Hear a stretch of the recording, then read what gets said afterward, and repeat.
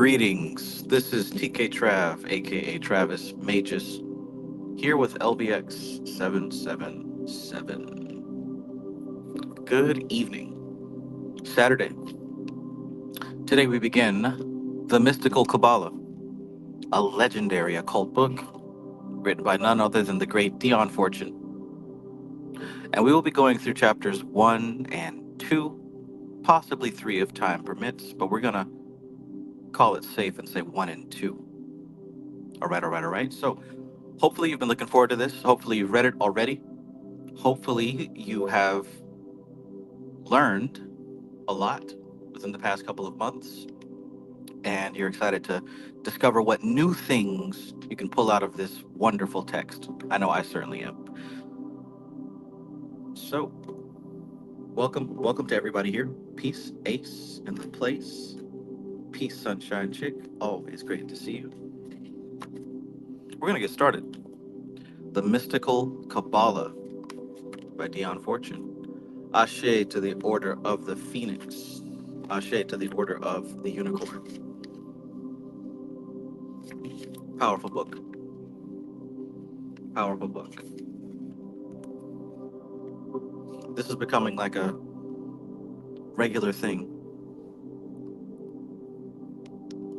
I've done it on this channel, I want to say at least 3 times maybe.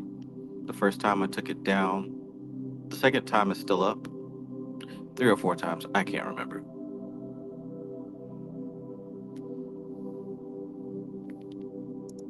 So yeah, if this is something that you enjoy, please go ahead and hit that like button. Absolutely. Ryan's knowledge room, is this new, bro? Absolutely. This is fresh as of today, right now, this very moment. This is not a pre-recorded session. We in here. Sirius 888, peace and greetings. Peace and greetings. Nefrayu, peace. Oh yeah, so yeah, I don't want to do like previously where it took me about 45 minutes to get to the text. Let's go ahead and jump in. Okay. So, forward, we're going to go through chapter 1, the Yoga of the West, chapter 2, the choice of path, and quite possibly the method of Qabalah, but we'll see. We will see. Marcos, Lucas, peace. All right, let's start with the foreword, where basically she's just going to tell you a little bit about why she capitalized certain words, her relationship to McGregor Mathers, her relationship to Crawley, just a tiny bit of background so you know what angle she's coming from. So let's check that out. Forward. The Tree of Life forms the ground plan of the Western esoteric tradition and is the system upon which pupils are trained in the society of inner light. Got that? Also, let me know, is the audio clear? Are we good? Can you hear my voice? Is the music not too loud? How are we doing? Somebody let me know before we continue.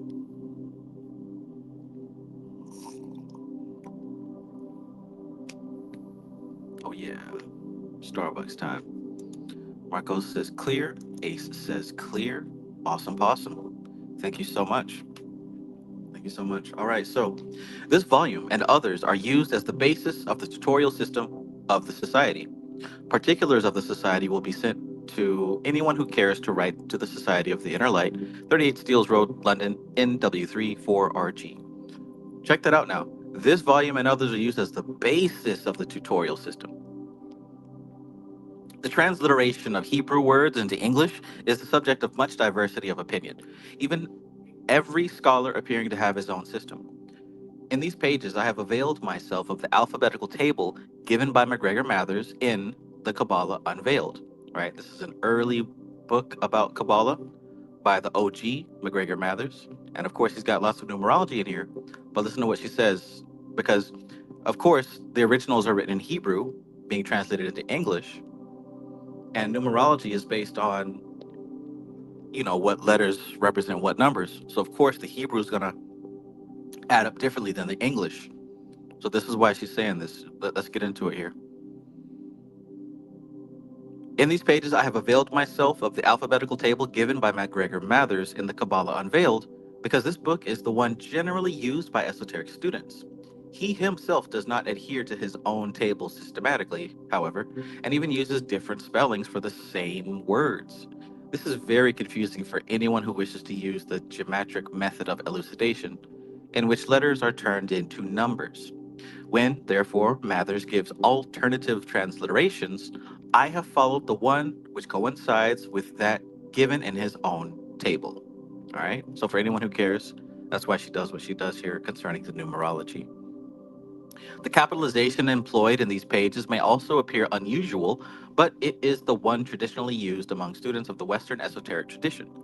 In this system, common words such as earth or path are used in a technical sense to denote spiritual principles. When this is done, a capital is used to indicate the fact. All right. So when you see these words capitalized, earth and path, it's because she's not talking about planet Earth as you know it, and she's not talking about a path like in the woods, but she's talking about concepts, spiritual principles, right? So don't get confused when she talks about earth, fire, air, water, etc. You already know.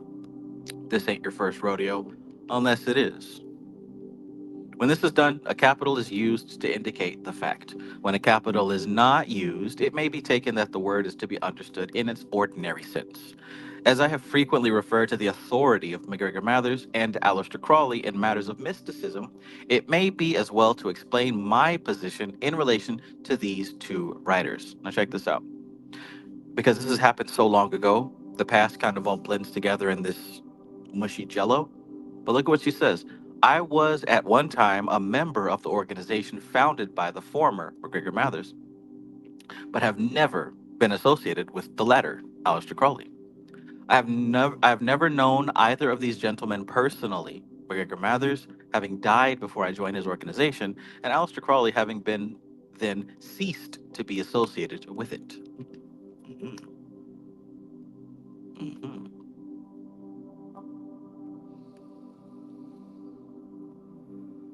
Good stuff. Sad Pop says I prefer no background sound. I heard that. Nefrayu, peace, peace. Nefrayu says, by the way, how were those tacos? They were exactly as I imagined them. I think I ate too many of them. My son recently got his tonsils removed. I thought that they'd be healed up by now, but luckily I had some soft tortillas because the hard tacos scratched his throat. In any case, I think they came out pretty delicious. Part one. My gnosis. Peace, peace. Javi Uchiha. Welcome back. Oh, yeah. The Spirit. The Spirit is here with us. The presence of the Lord is here. I feel it in the atmosphere. Anybody know that song? The Spirit of the Lord is here. I feel it in the atmosphere. The power of the Lord is here. Ashtar, peace, peace. Let's go. Chapter 1. The Yoga of the West. West. 1. Very few students of occultism know anything at all about the fountainhead whence their tradition springs. Many of them do not even know there is a Western tradition. Scholarship is baffled by the intentional blinds and defenses with which initiates, both ancient and modern, have wrapped themselves about, and concludes that the few fragments of a literature which have come down to us are medieval forgeries. They would be greatly surprised if they knew that these fragments, supplemented by manuscripts that have never been allowed to pass out of the hands of initiates, and completed by an oral tradition, word to mouth, are handed down in schools of initiation to this day and are used as the basis of the practical work of the Yoga of the West. 2. The adepts of those races whose evolutionary destiny is to conquer the physical plane. We talked about this on the last live stream. Y'all know what she's talking about. The adepts of those races, whose evolutionary destiny is to conquer the physical plane, have evolved a yoga technique of their own, which is adapted to their special problems and peculiar needs. She's talking about the Western man. She's talking about the later man, right? The latest race or races that have popped up on the scene, right? Because every race has a different dharma, a different evolutionary destiny, right? And this shouldn't be something that you've never heard before. Every race has their own evolutionary path. Now, the adepts of those races whose evolutionary destiny is to do what? To conquer the physical plane, right? For some folks are here to conquer the physical plane, and that's what they're doing. Some folks are here to conquer or assimilate to other planes, right? But she's coming from a particular angle, and she's writing this specifically for her people. However, this information is extremely beneficial to anyone who can understand it. Now, the adepts of those races whose evolutionary destiny is to conquer the physical plane have evolved a yoga technique of their own, which is adapted to their special problems and peculiar needs. This technique is based upon the well known but little understood Qabalah, the wisdom of Israel. 3. Monica Lawan, peace. It may be asked why it is that the Western nations should go to the Hebrew culture for their mystical tradition. The answer to this question will be readily understood by those who are acquainted with the esoteric theory concerning races and sub-races. Everything must have a source. Cultures do not spring out of nothing. The seed bearers of each new phase of culture must, of necessity, arise within the preceding culture, right? Beyond imagination. Peace, peace. So look at what she said there, right? She's, and this might be something that I didn't quite understand last time I read it, at least beyond the surface level. Look at what she says here. She says that everything has a source. The seed bearers, right? Think about the seed bearers, the people who are here to bring in the next phase. The seed bearers of each new phase of culture must of necessity arise within the preceding culture. So, what's happening right now as far as the culture, quote unquote culture, if you want to give it that title, the culture of America right now and the subcultures, even though they're all at their peak and their climax of what they're supposed to be, they actually started in the last phase of culture, but it wasn't popular then. But people saw the vision and they kept on pushing. Likewise, the next big movement in culture, there are people that are already living it and trying to push it, trying to bring it to life, right? And if you want to get technical, these are people who are operating in the sphere of chesed, right? The Jupiter sphere. They can already see the vision of tomorrow and they're trying their best to implement it today. Now, we're not ready for it, but eventually, when we are ready for it, someone's going to look back and say, dang, they were talking about this. They were doing that, right? Let me go study what my predecessors have laid down for me.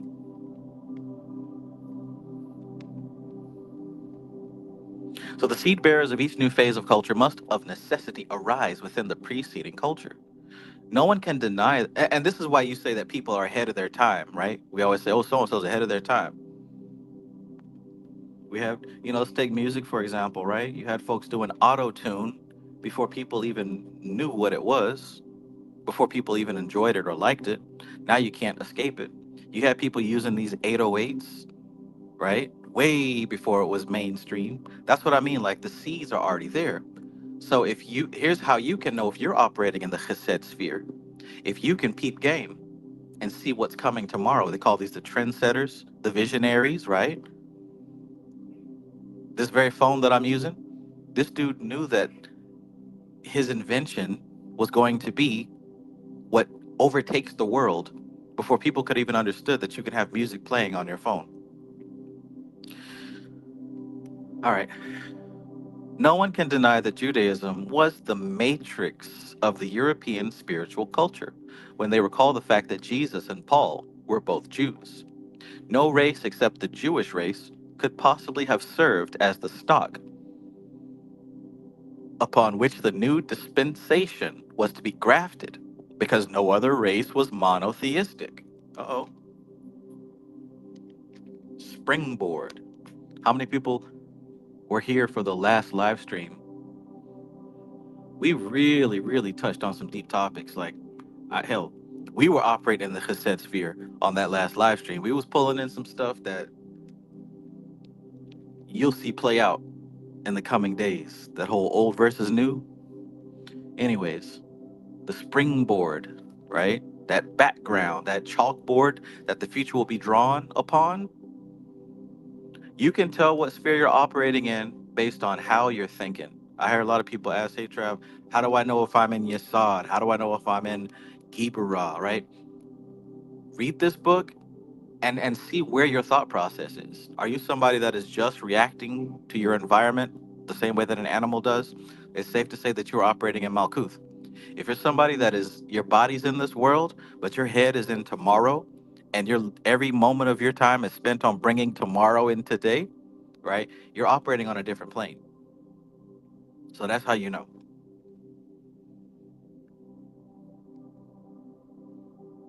Pantheism and polytheism had their day, and a new and more spiritual culture was due.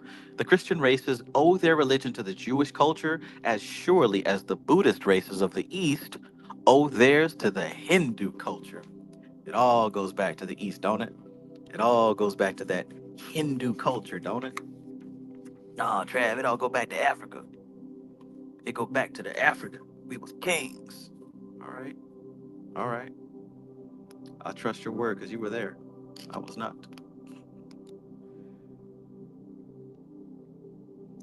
Mysteries Ascent. Peace, peace. Soul Knowledge TV. Peace, my guy. Ray of Soul. Peace, peace. All right. Number 4. The mysticism of Israel supplies the foundation. Springboard. The mysticism of Israel supplies the foundation of modern Western occultism. It forms the theoretical basis upon which all ceremonial is developed. Its famous glyph, the Tree of Life, is the best meditation symbol we possess because it is the most comprehensive, right? You will not find a more comprehensive symbol than the one that's on the cover of this book. You will not. 5. It is not my intention to write a historical study of the sources of Qabalah, but rather to show the uses that are made of it by modern students of the mysteries. For although the roots of our system are in tradition, there is no reason why we should be hidebound by tradition, old versus new. A technique that is being actually practiced is a growing thing, for the experience of each enriches it and becomes part of the common heritage. So, look, this is a living science, a living practice. You're supposed to be working this stuff, not just talking about it, but working it. Because every time you do your rituals, your intentions, and anything regarding the Tree of Life and Kabbalah, you're pushing the envelope forward. It's a living system. So, yes, you listening, right? Little old you sitting down, listening to YouTube. If you're a practitioner, even you are pushing the envelope forward. It's a growing thing and it's an evolving thing. It has changed since she's written this book. The fundamentals didn't change, right? Don't get it twisted now. The fundamentals didn't change, but how it is perceived, how it is interpreted, those things are beginning to shift, right? Haha, that's right. Wrench,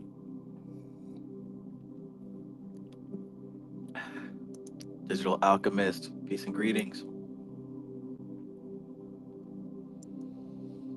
Nidraj Ram, peace, peace, peace, Trav. Forever we be here, bro. Peace, peace. Yes, sir. Infinite, unlimited. We are climbing Jacob's ladder, soldiers of the cross. Amen. 6. It is not necessarily incumbent upon us to do certain things or hold certain ideas because the rabbis who lived before Christ had certain views. The world has moved on since those days, and we are under a new dispensation, right? But what was true in principle then will be true in principle now and of value to us, right? As my gnosis says, stand on principle. Stand on principle. And like I said, what has changed is the interpretation of it, but not the fundamentals. That's what she just said here. But what was true in principle then will be true in principle. What was true in principle then will be true in principle now and of value to us. The modern Kabbalist is the heir of the ancient Kabbalist, right? But he must reinterpret doctrine and reformulate method in the light of the present dispensation if the heritage he has received is to be of any practical value to him, right? That's exactly what I mean. And that's why I'm doing this, right? That's why I'm reading this book. Once again, every year, once again, I'm going to get a different interpretation of it each and every time. You are going to get a different interpretation of it each and every time. And if you're actually doing this work, you're going to see it fresh and new. See, this science, this is a science that exists elsewhere, right? This isn't something that you can grab a hold of with your hands. It is something that exists outside of time and outside of space. So when you deal with it, it's going to communicate to you through your subconscious mind first and foremost, and it's going to grab and formulate and assemble different symbols that always communicate the same thing if you know how to read them.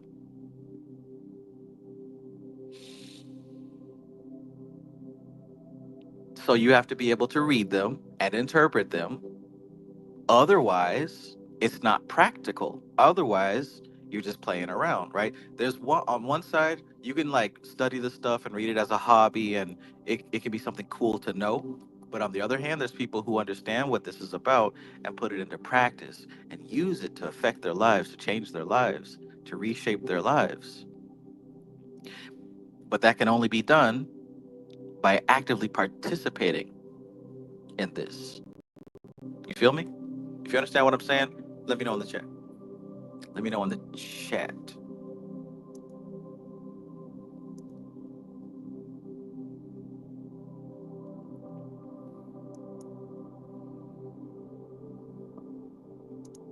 Cosmic puzzle, peace. Peace and greetings.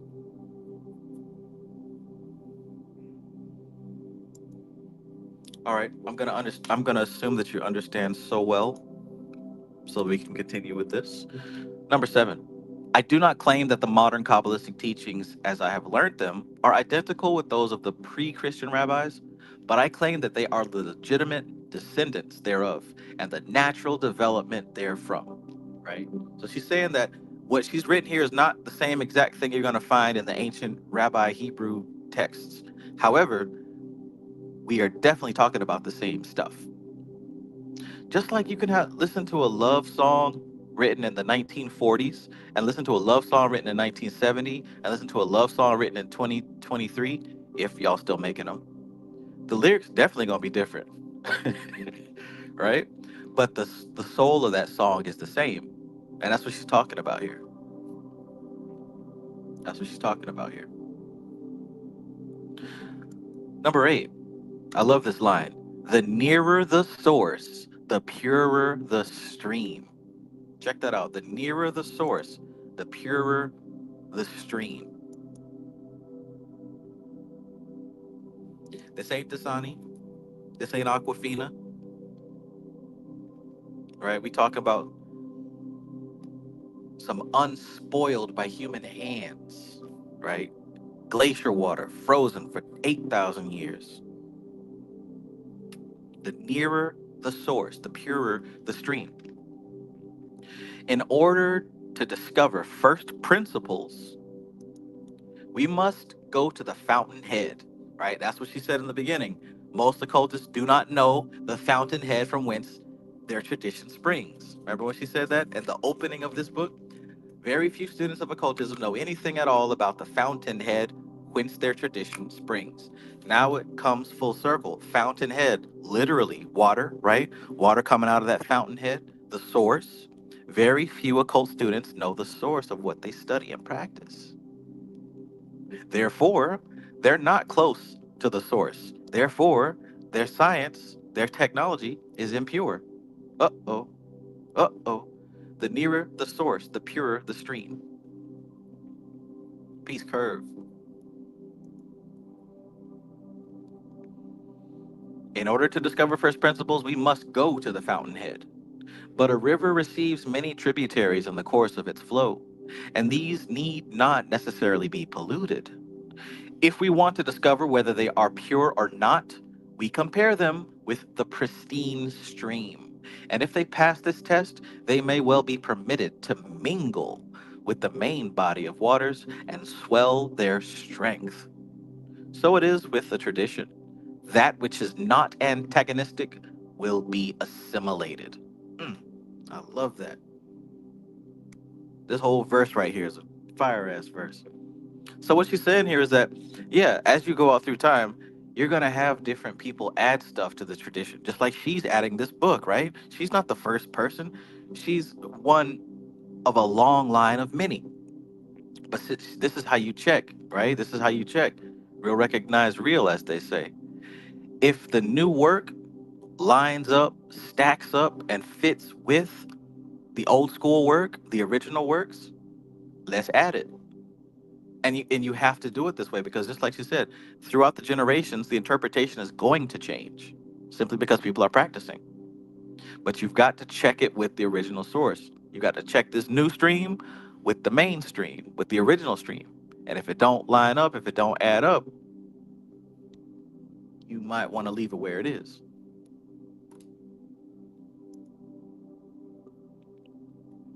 Getting this? That which is not antagonistic will be assimilated. Antagonistic, right? That which contradicts, right? An enemy of, an opposer. That which is not antagonistic will be assimilated.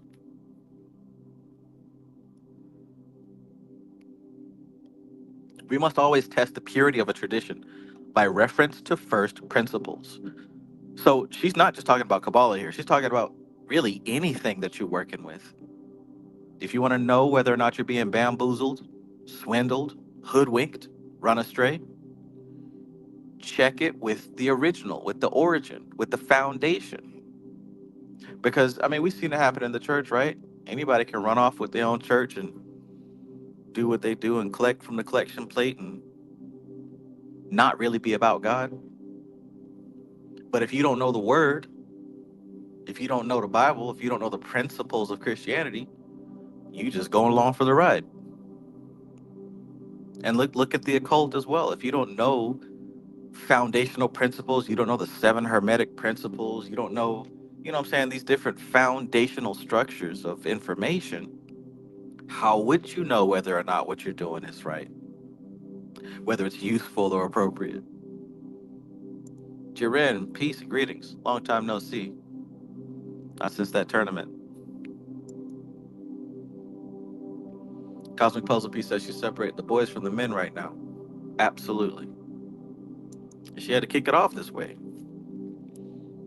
So it is with the tradition. That which is not antagonistic will be assimilated. We must always test the purity of a tradition by reference to first principles, but we shall equally judge of the vitality of a tradition by its power to assimilate. Golly gosh. So look. We shall equally judge the vitality, the strength, right? The vigor, the living life force of a tradition by its power to assimilate. So what's that mean? It is only a dead faith which remains uninfluenced by contemporary thought. So look, this is what makes the Kabbalah so powerful, right? Because it can roll, it can twist and bend and not break. No matter what generation, what culture, what race, what group, you can make this thing work. That's how powerful it is. It isn't limited, right? It is only a dead faith which remains uninfluenced by contemporary thought. And that makes sense to what she said up here. If you're living and you're practicing this living art, you're bound to go ahead and find a new way to interpret it, new angles and new perspectives. Like that's going to happen. You can't help that. If you right now were to take a couple of weeks, a couple of months to like focus on Kabbalah and really learn these principles, you're going to start to see things that I haven't seen, that she hasn't seen, that nobody's ever seen before. You're going to be able to put puzzle pieces together. That's what's supposed to happen. But any practice where that's shunned and you're not able to do that, it's not living or growing, well, that means it's dead. It has no power to assimilate the new. Wonderful stuff. Wonderful stuff. Sunshine Chick says assimilation, process of taking in and fully understanding info or ideas. Love that word. What's that quote from the Borg? Resistance is futile. Something about assimilation.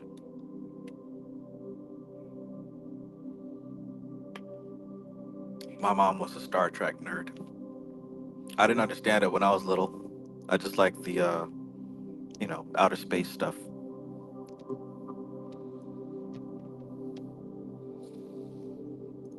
J Bald Hail, peace and greetings.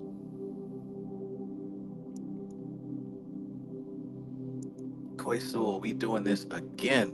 So here for it. Peace, Koi, peace. The journey to become a practicing magician. And that's the key, the practicing part, right? My journal is full of my own interpretations. I get it. Awesome, right? And that's what we're supposed to do. We're supposed to be taking note of these downloads, right? We call them downloads or whatever you want to call them. Just make sure you're doing it, right? Awesome. Awesome.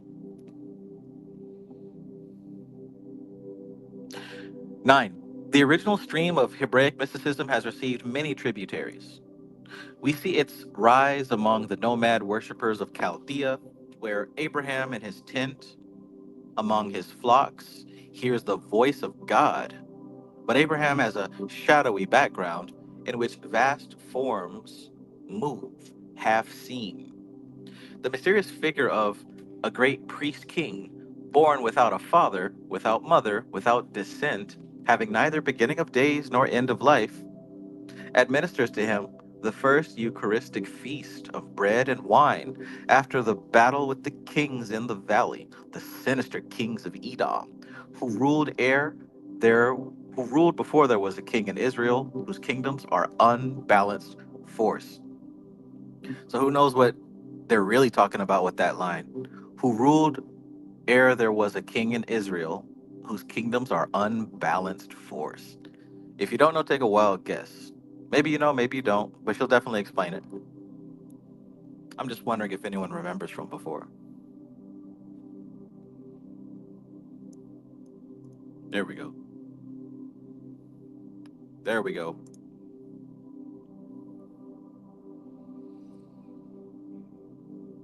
Who would have thought the Bible was Kabbalistic? Can you imagine that? The Bible was Kabbalistic? Well, what came first, Kabbalah or the Bible? What came first? The funky chicken or the egg? Beyond Imagination says, do you think the government or presidents were aware of the importance of this book being published? I think it's just a secret between me and you and the rest of the internet. Absolutely, man. There's payroll paid positions, right? There's people on the payroll whose job it is to understand this information and to help interpret it alongside with the decision makers. Absolutely. I mean, hell, most of the people that are involved in these societies are in the government. Even back then, in her day, these weren't just like people sitting around cooking bread and chopping up pigs and cows. These were politicians. These were wealthy people, right? That hasn't changed. Trey Kage, peace, peace.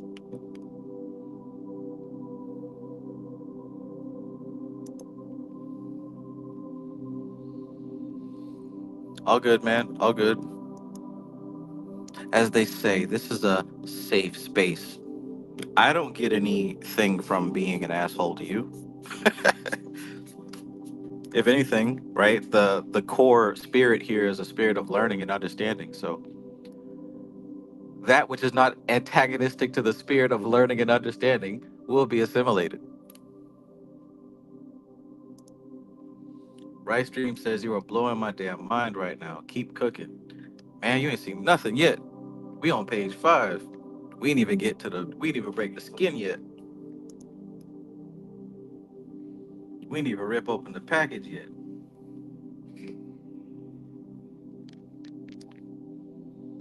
So, number 10. Generation by generation, we trace the intercourse of these princes of Israel with the priest kings of Egypt. Abraham and Jacob went thither. Joseph and Moses were intimately associated with the court of the royal adepts. When we read of Solomon sending to Hiram, king of Tyre, for men and materials to aid in the building of the temple, we know that the famous Tyrian mysteries must have profoundly influenced the Hebrew esotericism. When we read of Daniel being educated in the palaces of Babylon, we know that the wisdom of the Magi must have been accessible to the Hebrew Illuminati. Hmm. Are you telling me that there was a Illuminati back then? You mean the three wise men that went to go visit baby Jesus? The three Magi? What's wild is that we're taught this stuff, but like we don't put two and two together, right? The three wise men who came to visit Jesus would get. How did there was no social media? Mary did not post, "Hey, having my baby, come say hi." We're in the manger in the farm in the backyard on 4th Street. Bring some gifts. No, I mean, assuming that the story was true and really happened. They're looking at the stars. And how the hell, what you mean looking at the stars? We talking about astrology, right? And not just any old astrology. We talking about that Vedic type of astrology. When you can see when somebody's going to be born or reincarnated, right? When you can see when angles are going to meet up and planets are in certain places and certain signs for the best possible incarnation. They was already on the way. You know how long it took for them to get from where did they go? Anyway, they went from one country to another country to come visit baby Jesus. They was already on the way. Anyways, let's keep going. Yeah, Micah, peace, peace. Fat Tony in the building. Peace, peace, my guy. Thank you, Sunshine Chick. Please hit the like button if you enjoy this content. I enjoy it. Let me open up an incognito window and like it myself. Wayne M says I've been saying that, man. Rice Dream says the three wise men were agents from the Matrix. I mean, if that's how you want to put it.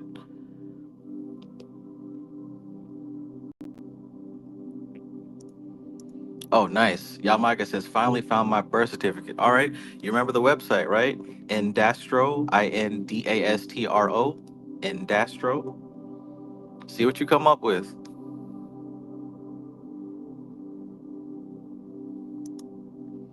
It's my avatar background with the camel and star. Hmm. Can't lie, y'all making learning fun again. Taking it one small dosage at a time. This is a heavy read indeed. Yeah, man.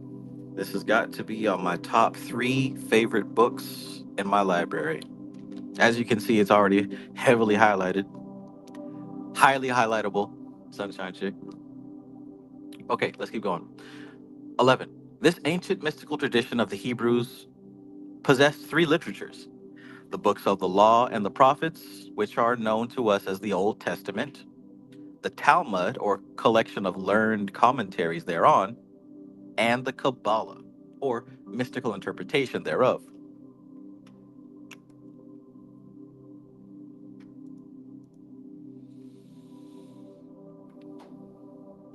Of these three ancient rabbis say that the first is the body of the tradition, that's the Old Testament. The second is its rational soul, that's the Talmud. And the third is its immortal spirit, that's Kabbalah. Ignorant men may, with profit, read the first, Old Testament. Learned men study the second, Talmud. But the wise meditate upon the third, Kabbalah. It is the strange thing that a Christian exegesis has never sought the keys to the Old Testament in the Kabbalah. So to answer your question, what came first, Kabbalah or the Old Testament? Y'all already know. Y'all already know. I know a lot of people hate on the Bible who enter into the occult, but don't hate on Christianity. Don't hate on the Bible. You're mad with the people who taught it to you. You're mad with the people associated with that church up the street. You can't be mad at Christianity or Christ or God. Can't be mad at them. But you can be you're upset about the people who did you wrong. Understand that Christianity is a product of the Kabbalah. Christianity is a product of the Kabbalah. So if you're a Kabbalist, if you're working with this Kabbalistic science, it would help you to turn back around and and dust that Bible off. Maybe check out some of these pastors who are actually about something and listen with an occultist ear. You will still get the voice of the spirit coming through. But you got to put away those negative feelings you have associated with that church, them pastors, them deacons, and whoever else who was not good to you. You got to get past them people. There's power in Christianity, there's magic in Christianity, and there's value. But you got to be at a level where you're ready to see that. And I'll leave it there. 12. In our Lord's day, there were three schools of religious thought in Palestine: the Pharisees and the Sadducees, of whom we read so frequently in the Gospels, and the Essenes, who are never referred to. Esoteric tradition avers that the boy Jesus ben Yosef, when his caliber was recognized by the learned doctors of the law who heard him speak in the temple at the age of 12, remember that story? 12-year-old Jesus went to the temple and he was spitting some hot fire. The doctors were impressed. The lawyers were impressed. The bankers, all the knowledgeable, intelligent people, adults, were stunned that this 12-year-old boy knew what he knew and could speak it so eloquently, right? That's in the Bible. Was sent by them to the Essenian community near the Dead Sea to be trained in the mystical tradition of Israel, and that he remained there until he came to John to be baptized in the Jordan before commencing his mission at the age of 30. Mm. Be that as it may, the closing clause of the Lord's Prayer is pure Kabbalism. Malkuth, the kingdom; Hod, the glory; Netzach, the power, form the basal triangle of the tree of life, with Yesod, the foundation, or receptacle of influences, as the central point. Whoever formulated that prayer knew his Kabbalah. What came first?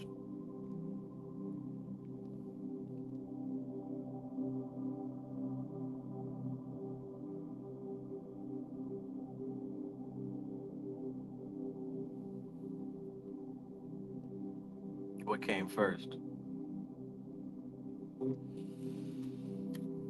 Jesus on the main line. Tell him what you want. Oh, Jesus on the main line. Tell him what you want. Oh, Jesus on the main line. Tell him what you want. Just call him up and tell him what you want.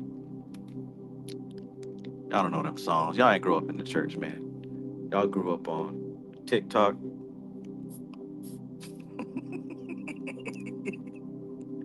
13. Christianity had its esotericism in the Gnosis, which owed much to both Greek and Egyptian thought.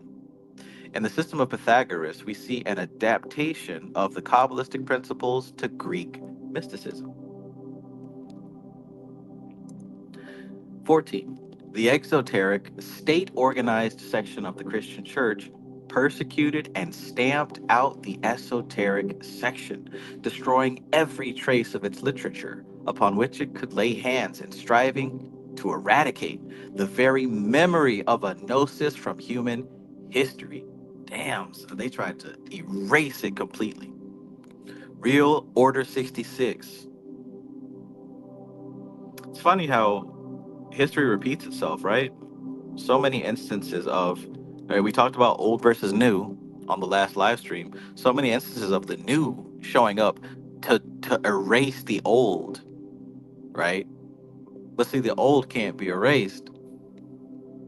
The old is the springboard, the backdrop, the womb that the new comes out of. You can't possibly erase that, even if you tried. Alora, peace and greetings. May I mystic, peace, peace.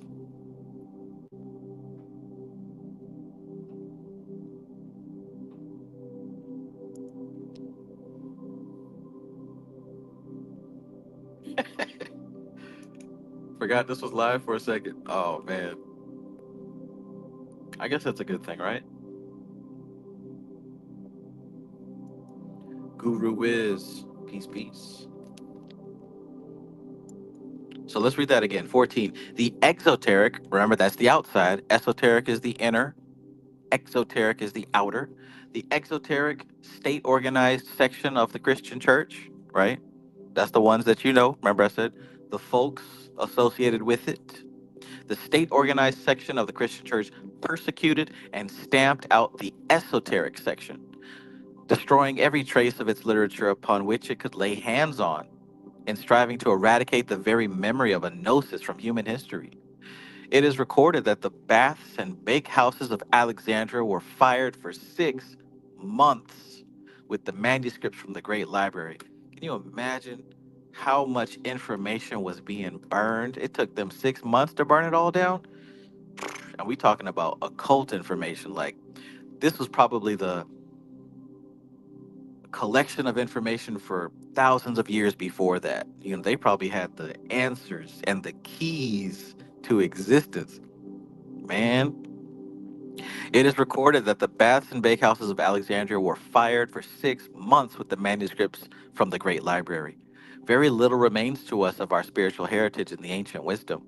Everything that was above ground was swept away, and it is only with the excavation of ancient monuments the sands have swallowed that we are beginning to rediscover its fragments. And I'll say something else, like the old me from long ago would have gotten mad about this. Oh, I can't believe it. They burned that information. It was lost. It's lost. Who knows what we could have been today if we kept that information, right? That's what we think from a human standpoint. But when you think from an occult standpoint, you understand that that was Gibra at work, the burner of God. Who knows their Kabbalah here? Because you know that when something becomes too much, overpopulated, that's when Gibra swings in and slices it off. The burner of God. It's called balance. It's called balance. Because if this had to happen, that means it was out of balance.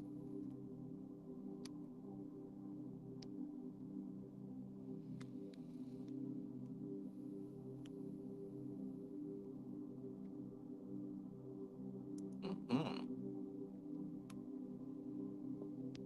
Something to consider, right? Something to consider. And you know this, right?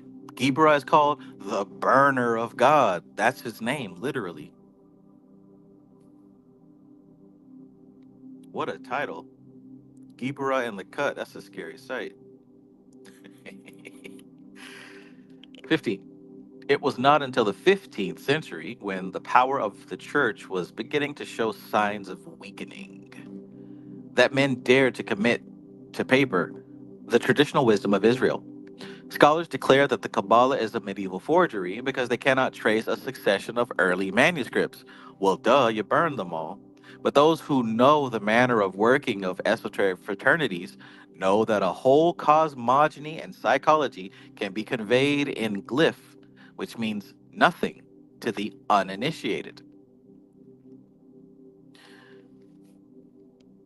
It's so funny. Do you guys remember when everybody was like really getting all riled up and panicked because, oh look, the celebrities and politicians are covering up one eye, or they're doing this Baphomet sign with their hands, right? Remember you saw Obama doing the horns? Oh look, he's doing occult signs. I can't believe they're doing this. It's so evil. Remember that? Some people still there. I seen a post recently. Some people still stuck there. It's funny. But Lucy says, man, those who know the manner of working of esoteric fraternities know that a whole cosmogony and psychology can be conveyed in a glyph, which means nothing to the uninitiated. Nothing. So, just something to keep in mind when you see folks talking about, oh, look, this means that. Look what they're doing. This means that. Please understand that unless these people are a part of what they're talking about, they know nothing whatsoever. You'll see that a lot with propaganda.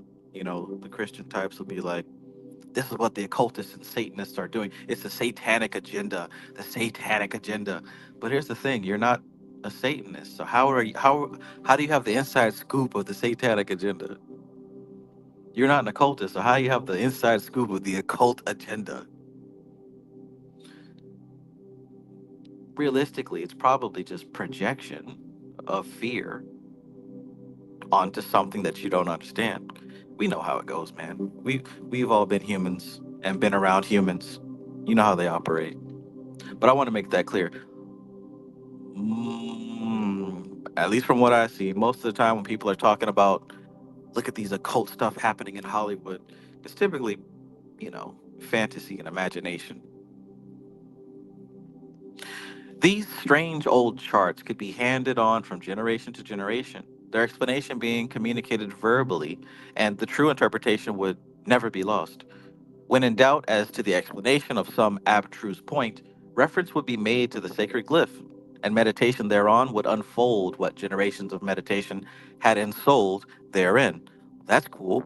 Look at that. When in doubt as to the explanation of some abstruse point, reference would be made to the sacred glyph, and meditation thereon would unfold what generations of meditation had ensouled therein. So if we read that from the end, generations of meditation has ensouled information into the symbol. And if you want to get that information out, you've got to meditate on the symbol. You follow?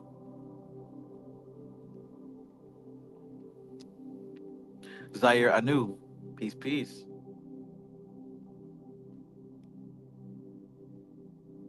Hakeem Lamidi, peace, peace.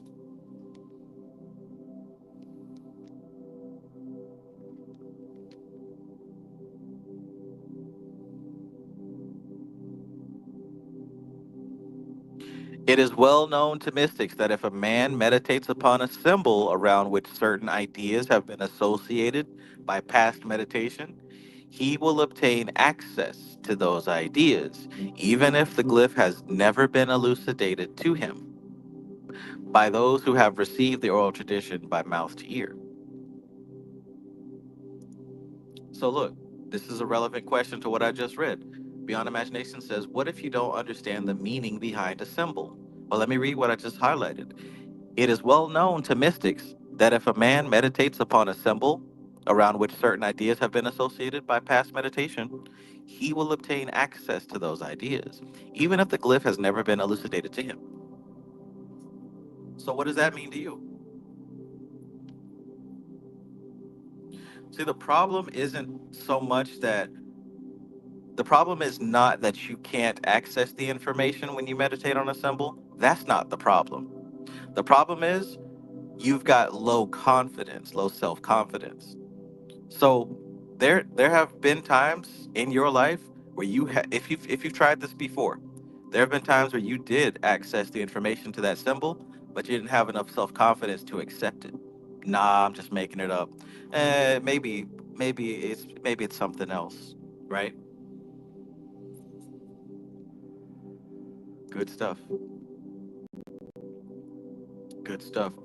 Mad Mystic says, how would you properly meditate? I'm gonna have to refer you to Dharana Darshan. Dharana Darshan. big old black book that has hundreds of techniques on how to do this thing. And essentially, the core of meditation is becoming one with what's being observed, the observer becoming one with the observed. So you focus your attention, right? You close out your five senses, right? And you bring all of your attention to the thing that you're observing. And there should be a point in this process of meditation that you become one with that thing. There's an exchange that happens, and it may happen for a second, it may happen for 30 seconds, maybe even 5 minutes. But there's a point where you become one with the thing that you're focused on. And it's at that point that information becomes apparent, visible, accessible. Now there's infinite ways to get there, but that's the essence of it. When you withdraw all of your energy out of your ears and your eyes and your nose and your skin, when you withdraw the energy from those things and place them into the object of focus, you become one with it.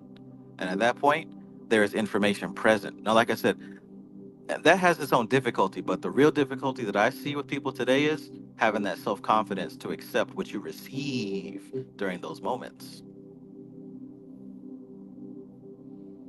Nick Dejima says, does that play into collective consciousness? I would say so.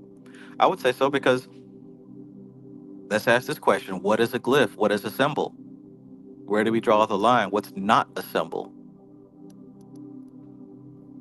You ever get a vibe or a feeling about somebody that they might be up to no good, or they're not, somebody you want to be around or whatever, and then something actually happens because you didn't listen to that, and you're like, damn, I knew it was something wrong with this guy.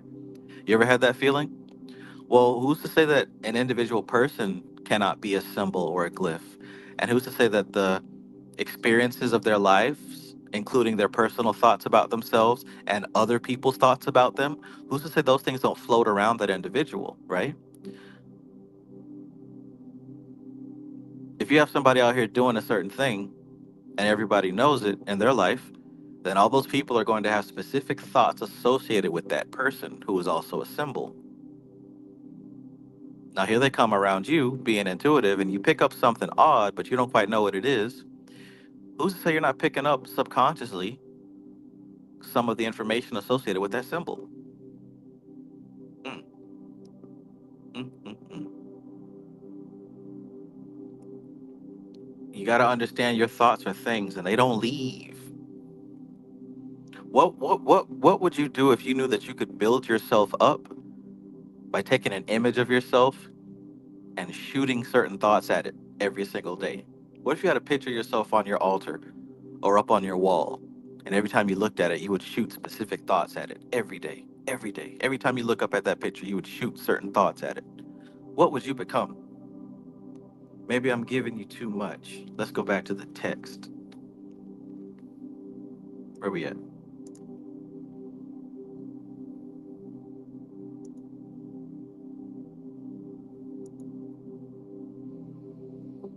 Ace in the Place says, one of the most interesting things I've learned is that the Akashic records are available to everyone and how it contains everything. Exactly.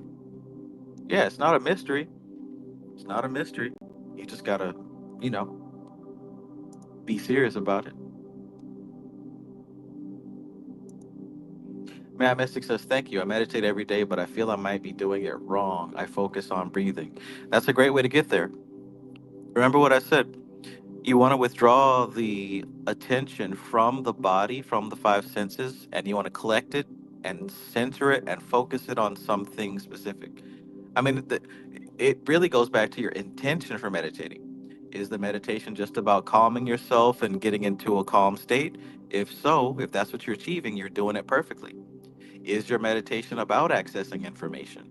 Well, you know, it, it's a tool. There isn't an end or a means to an end. How do I say it? Meditation in itself is a tool. It's a technique, and tools and techniques can be used to achieve various outcomes. Depends on what your intention is.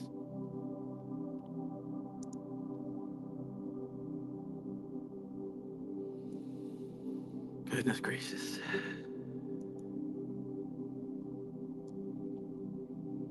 This is clearing out a lot of the BS. Dion, serious. And Dion won today.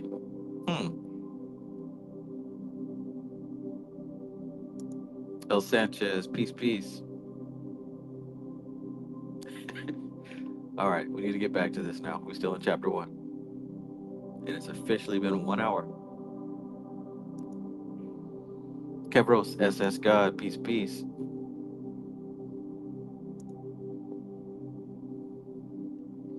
Right as you say that, I see a picture of my young self on my wall.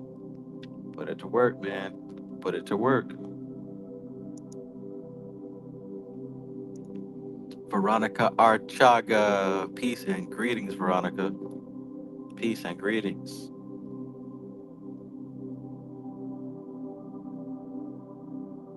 Love you, Veronica. Beyond Imagination says, be still and know that I am God. Being still is key. Oh, yeah. Oh, yeah. Internally still, not even externally. Internally still.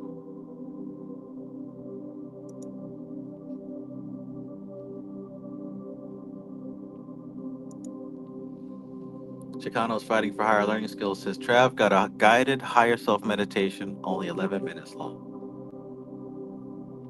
Yes, yes.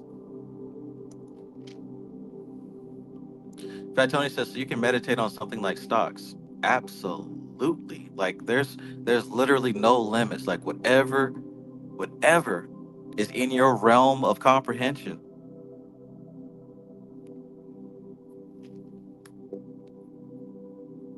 Matter of fact, if you don't create it in your head first, how can you expect it to happen? Not to say things cannot happen without you imagining it, but why not put the extra effort with your imagination if you can? All right, seriously, let's keep going. It is well known to mystics that if a man meditates upon a symbol around which certain ideas have been associated by past meditation, he will obtain access to those ideas, even if the glyph has never been elucidated to him by those who have received the oral tradition by mouth to ear.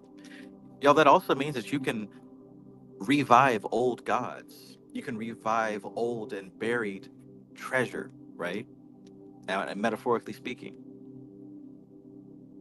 if you follow the certain pathways, if you follow these trails, if you follow these currents, as they're called, these currents exist in the astral plane and the etheric plane and the mental plane. And if you can catch the scent, if you can catch a whiff and follow it, you'll start to pick up information. 16. The organized temporal force of the church availed to drive all rivals from the field and destroy their traces. We little know what seeds of mystical tradition sprang up only to be cut down during the Dark Ages. But mysticism is inherent in the human race. You got to believe that right there. Mysticism is inherent in the human race, it's built into you. This is one of the apps that come on the phone pre installed. Mysticism is inherent in the human race, and although the church had destroyed all roots of tradition in her group soul, nevertheless, devout spirits within her fold rediscovered the technique of the soul's approach to God and developed a characteristic yoga of their own, closely akin to the bhakti yoga of the East. Somebody, define what bhakti yoga is. Don't go to Google. Tell me what you know. What's bhakti yoga? I know at least 5 of these names can give me a good definition.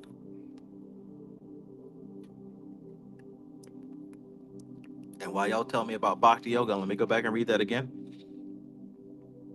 So, mysticism is inherent in the human race. And although the church had destroyed all roots of tradition in her group soul, nevertheless, devout spirits within her fold rediscovered the technique of the soul's approach to God. Look, there's a technique for the soul's approach to God. Not only did Christians, right, find this once again and developed a characteristic yoga of their own, closely akin to the bhakti yoga of the East. So let's see what we got here. Sunshine Chick came through once again. Devotion, Bhakti yoga is a branch of yoga where the central focus is pure devotion, pure love, right?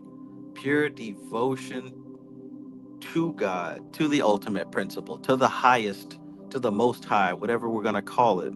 Don't get stuck on a name.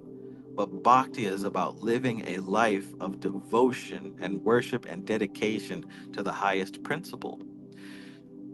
It's a very difficult branch indeed, especially living in a world where that type of behavior can seem alien, but there's a power in it. There's a world changing power in it. J. Baldhill says, like Hanuman and Christ. Exactly. Those are two powerful examples of bhakti. Hanuman, the strongest to walk the earth, right? The Hanuman was basically Goku,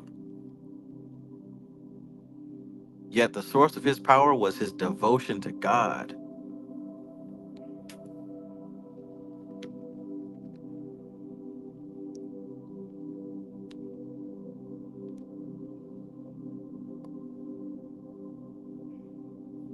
Lamar Harmon, peace, peace. Lamar says, please tell Veronica I got a crush on her. Oh. So I'm telling you now, Veronica. My gnosis is out here in these streets, but still listening and tapped in. Right on, right on. My gnosis says, I advise y'all to sign up and get in Trav's Elemental Spirit course. Listen, I'd recommend that too. I'm going to start promoting for the second round here soon. Um, right now, I've got the full price. I've also got payment plan, but I think I'm going to take away the payment plan because there have been a few individuals who took advantage of that, tried to be shady about it. So I'm not so sure I want to do that anymore. But I'm going to keep it going for the rest of this month. The payment plan option, at least. See, try to help some folks out, and this how they do you. But I know it's not everybody, just a few individuals.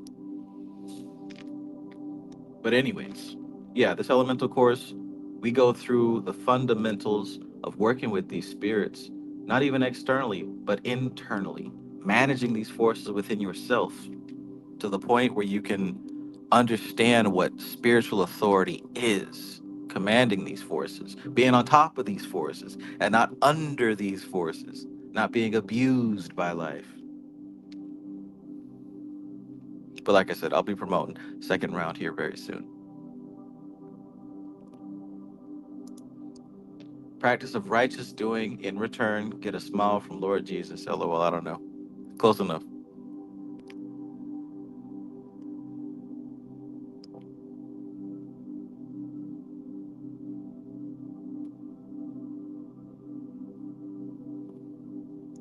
Hakeem Lamidi says, I did a Hanuman Chalisa of 41 days without sex. Nice. That was the requirement. Hanuman, don't play. Oh, sweet.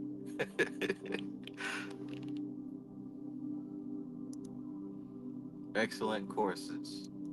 I took the class. Good stuff. Good stuff. Get y'all ass in.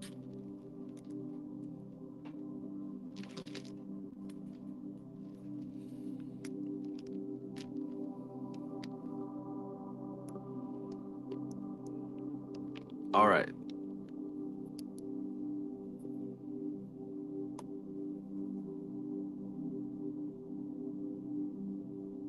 We were still up here, right? Bhakti, yeah. The literature of Catholicism is rich in treatises on mystical theology, which reveal practical acquaintance with the higher states of consciousness, though a somewhat naive conception of the psychology thereof, thus revealing the poverty of a system which does not avail itself of the experience of tradition.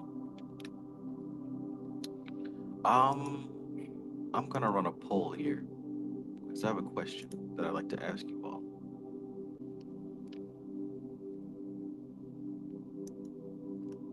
How do I do that?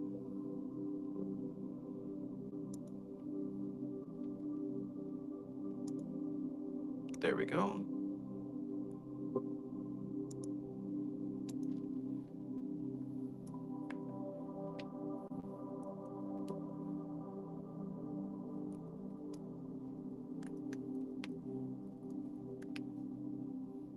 All right, so check this out. I'm going to ask you guys this question. So right now, we're doing this book read, and I mean, I'm kind of taking my time with it as we go through, and I just kind of break down what I see between the lines to make this text as comprehensive as possible, right? And that's one way.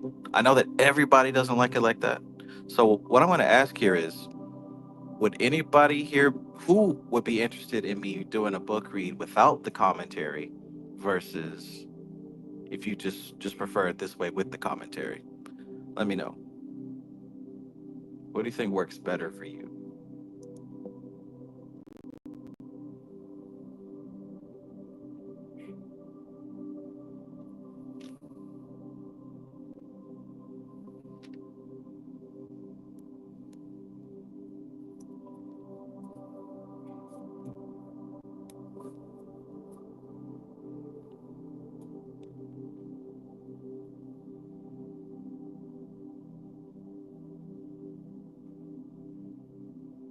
Yeah, so go ahead and vote if you can see the poll. I'm just asking because I don't know. I had an insight that it might be useful and appropriate, but I mean, if y'all prefer it this way, then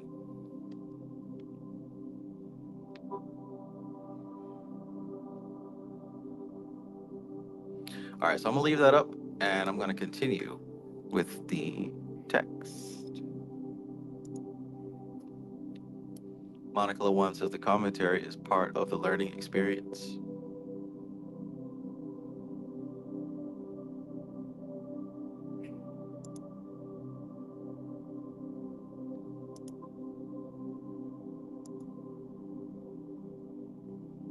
Oh yeah, that's right. Jay Baltail says Bihar has a book on Bhakti Yoga. I believe it's the green one, right? Yeah, Bihar does have a book on Bhakti Yoga if you want to look into that.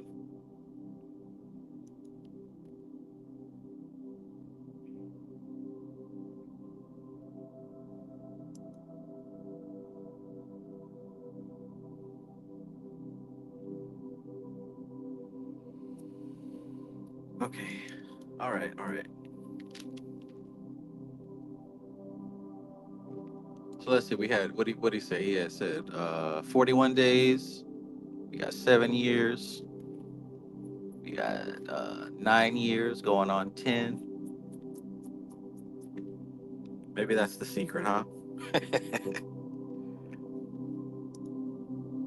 Jay Baldhill says it's purple. I think Karma Yoga is green. Okay, okay.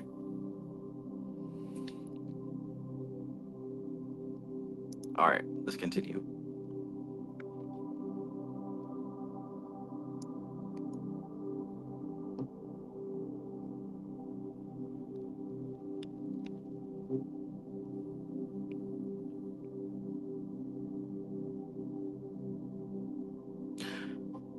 All right. The literature of Catholicism is rich in treatises on mystical theology, which reveal practical acquaintance with the higher states of consciousness through a somewhat naive conception of the psychology thereof, thus revealing the poverty of a system which does not avail itself of the experience of tradition. The bhakti yoga of the Catholic Church is only suitable for those whose temperament is naturally devotional and who find their readiest expression in loving self sacrifice. But it is not everybody who is of this type. And Christianity is unfortunate in not having any choice of systems to offer its aspirants. Look at that. Any choice of systems. You get a one size fits all. The East, being tolerant, is wise and has developed various yoga methods, each of which is pursued by its adherents to the exclusion of the others. And yet, none would deny that the other methods are also paths to God for those to whom they are suited. I love that. You know what I'm saying? And if we had that, we would be a more uh, spiritually and mentally mature culture, right? The Western culture. Just to give it context, in the West, you got like your Christianity or your Islam or whatever, but basically it's like a one size fits all kind of deal. You're supposed to go to church, read the holy book, and try your best to not get consumed with the other heathens. But when it comes to the East, we can talk about these 8 branches of yoga. And these different branches all lead to the same point. But each branch is designed to be well fitted and well suited to your specific type. So, like she said, if you're somebody who's naturally just loving and devotional, all about God, you got a path right there. If you're somebody who loves to study and like to break things down and a little bit skeptical, but you still want to find the truth, there's a branch for that, right? If you're somebody who wants to practice these, you know, magical things, there's a branch for that. If you're somebody who's body focused and you just want to do the body type of yoga with stretching and different poses and mood, there's a branch for that. You see what I mean? Like, depending on what kind of person you are and how you spend your energy, there's at least 8 different branches that you can choose to find the soul. So that's why I say a one size fits all versus something like that. Think about how much more well-rounded and much more developed we'd be, how much mature we'd be as, like I said, as an entire culture, if we had different paths to approach God that was accepted by the mainstream. We'll get there eventually. 18. In consequence of this deplorable limitation on the part of our theology, many Western aspirants take up Eastern methods. For those who are able to live in Eastern conditions and work under the immediate supervision of a guru, this may prove satisfactory.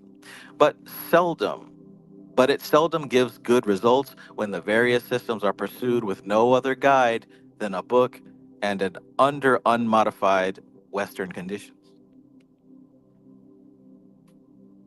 Mm.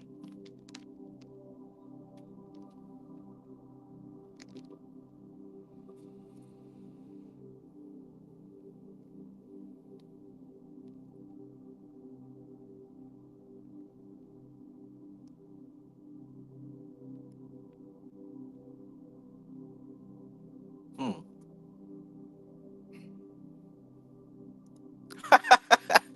Chicanos fighting for higher learning skills says Christianity got a quote barrier system where they reflect everything with a quote.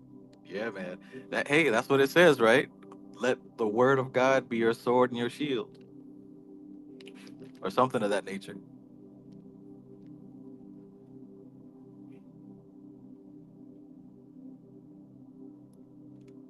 No man knows the hour.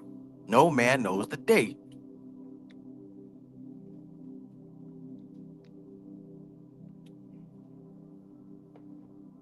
But brother, is it not written, my brother,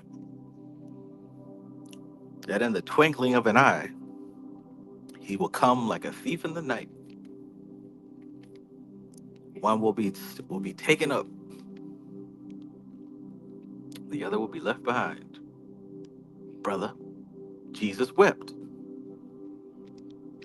and God said it is good. 19. It is for this reason that I would recommend to the white races the traditional Western system, which is admirably adapted to their psychic constitution. It gives immediate results, and if done under the proper supervision, not only does it not disturb the mental or physical equipoise, as happens with regrettable frequency when unsuitable systems are used, but it produces a unique vitality. What's she saying right here? She's saying that, like she said in the beginning, each race has its own Dharma, has its own spiritual destiny, which means that each race has its own background that it came out of. Now, each of these backgrounds that have developed throughout time have certain practices associated with it. And if you come from a certain background and you try to work on a specific spiritual practice that didn't have your background in mind, results may vary, mileage may vary.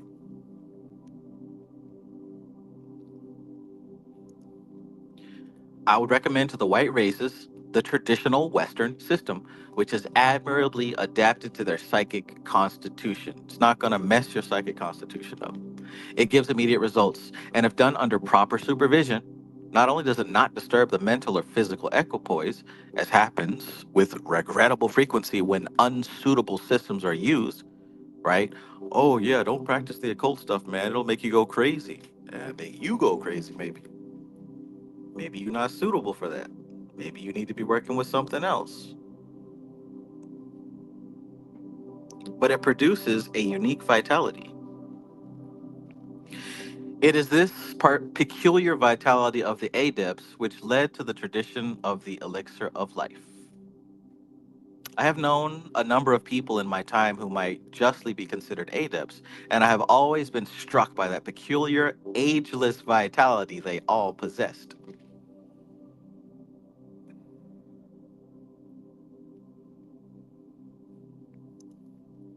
And y'all were just talking about maintaining the youth in the chat. Look at what she says here. She said it produces a unique vitality. When you get hooked up and set up with the right spiritual system that's well suited to you, your psychic constitution, right? Because look, have you ever considered that maybe you're trying something that don't fit well with you? And maybe that's why it's not working. It's not because magic ain't real. Maybe you're not trying the right stuff. The right techniques and the right practices and the right traditions should feed you, right? It should fortify you, it should strengthen you, it should build you up, it should make you better. It should not be causing all kinds of chaos.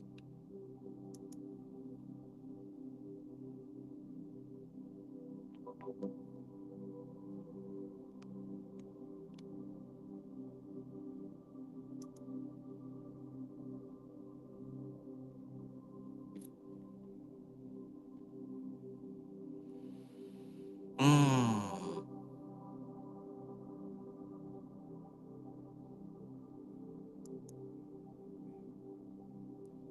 Hmm. Or maybe you are under the illusion of your sod, says Sunshine Chick.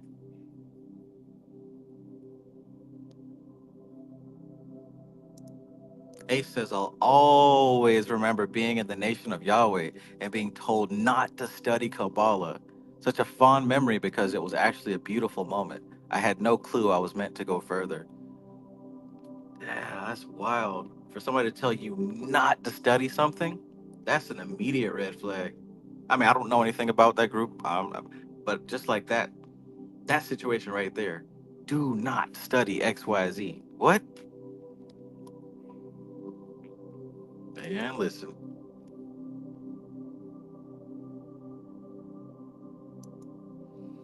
let's keep going. It is this peculiar vitality of the adepts which led to the tradition of the elixir of life. I have known a number of people in my time who might justly be considered adepts, and I have always been struck by that peculiar, ageless vitality they all possessed. Ageless vitality. Gotta love it.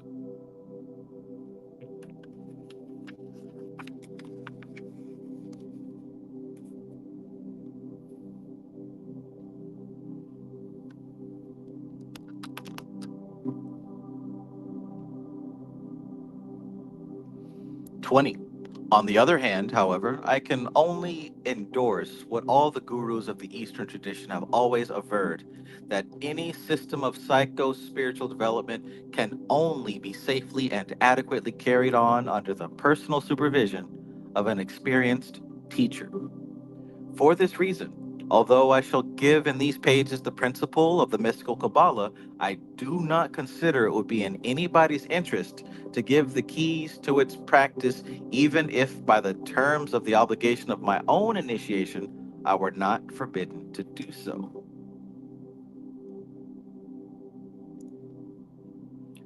My notes says, I've been meeting people that said they went through a stage where they had to ask God if they could study the occult.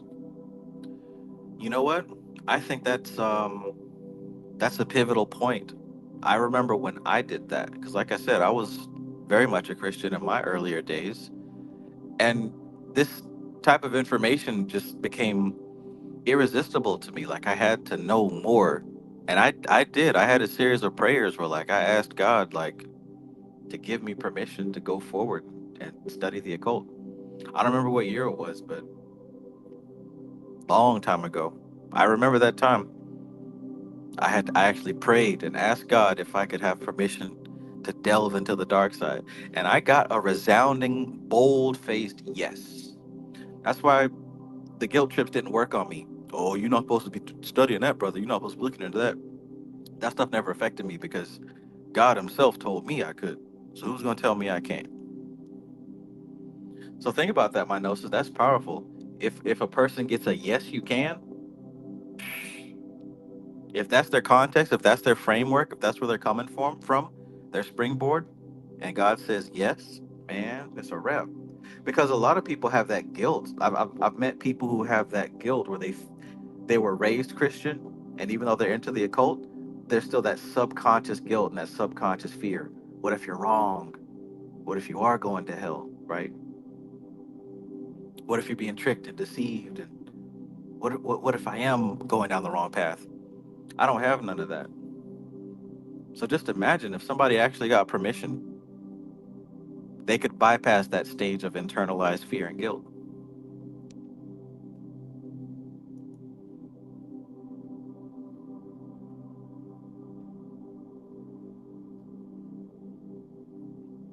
$58 likes, 70 people watching. If you're enjoying the content, please smash the like button.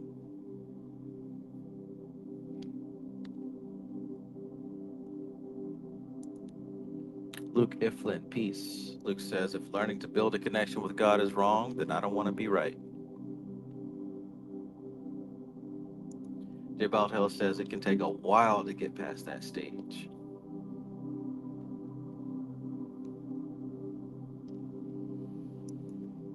Hmm. And I wonder what could expedite the process.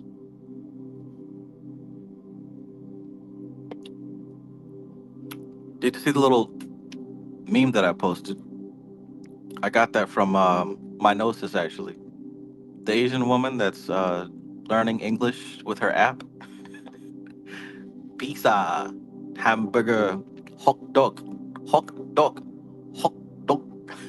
She could not get that hot dog. She could not get it out. It's funny, but like I titled that like what it's like to be stuck at a certain stage in your life. So like after you finish laughing, think about like what would you as an English speaking person, what would you say to her to help her get past that obstacle of hot dog? Like what would you say to her to help her, because like you know English fluently, what advice would you give her to properly pronounce hot dog?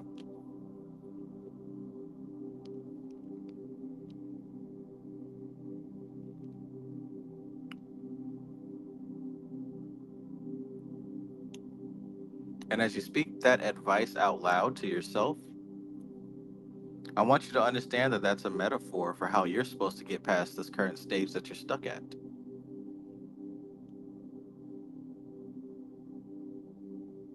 Sometimes you got to Jedi mind trick yourself.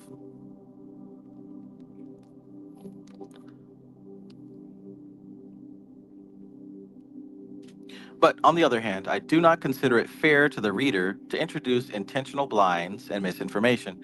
And to the best of my knowledge and belief, the information I give is accurate, even if complete.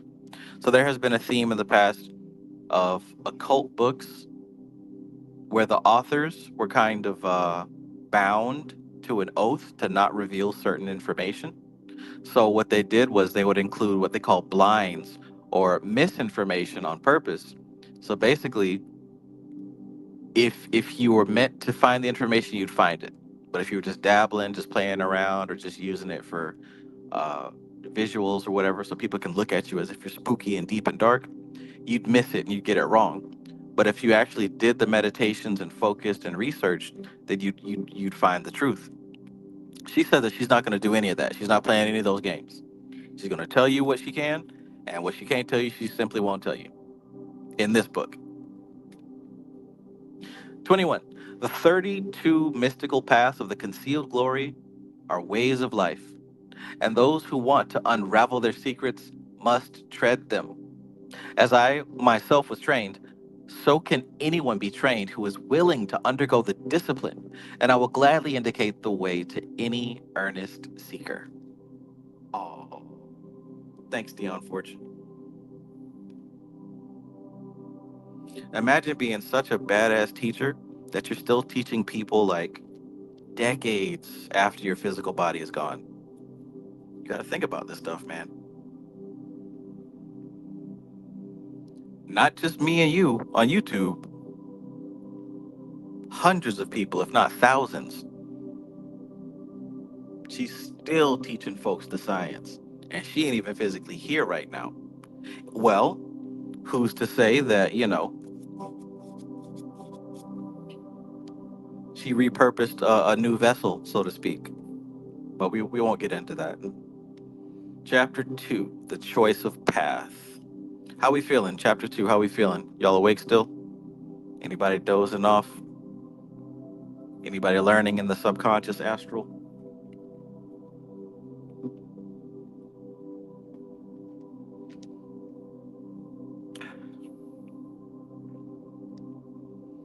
How you living? What? How you living? What? In living color.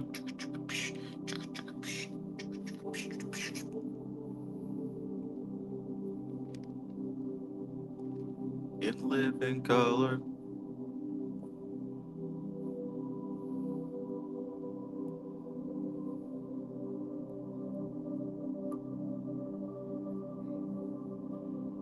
Phoenix Wolfette says we can stay up all night. Listen, don't tempt me because I'll sit here and go through until I fall asleep.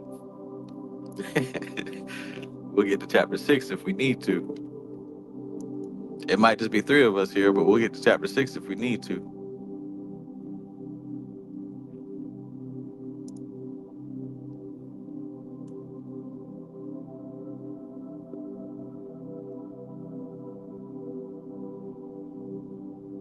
WT. Peace, peace, my man. Peace. Hope all is well with you. Okay, everybody's doing good. Everybody's doing good. Awake. You can do what you want to do in living color.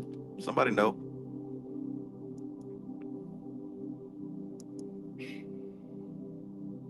Yeah, it is a full moon. You said that like 3 times and I just not caught on. You're absolutely right.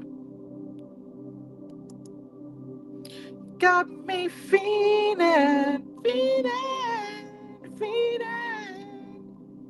man, love me some Casey and JoJo.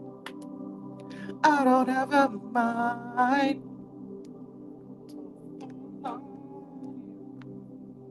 Girl, I'm so strung out. All I do is for you. But tomorrow, when you're not here, then girl, I'm down, cause I need you near. I just wanna make it through the night. Feeding. Oh man. I'll be listening to some Casey JoJo after this. Feeding. Got me going crazy. I can't leave you alone. Damn, that's a good song. All right, seriously. Chapter 2, chapter 2. This would mark my third read through with you, Trav. Yeah, man. I love this text. Hey, Travis. I'm late, but I've been replaying your audio book readings of Dion Fortune's book, and now you are reading it again. Thank you so much. My pleasure, man. Or woman. Or whatever. My pleasure.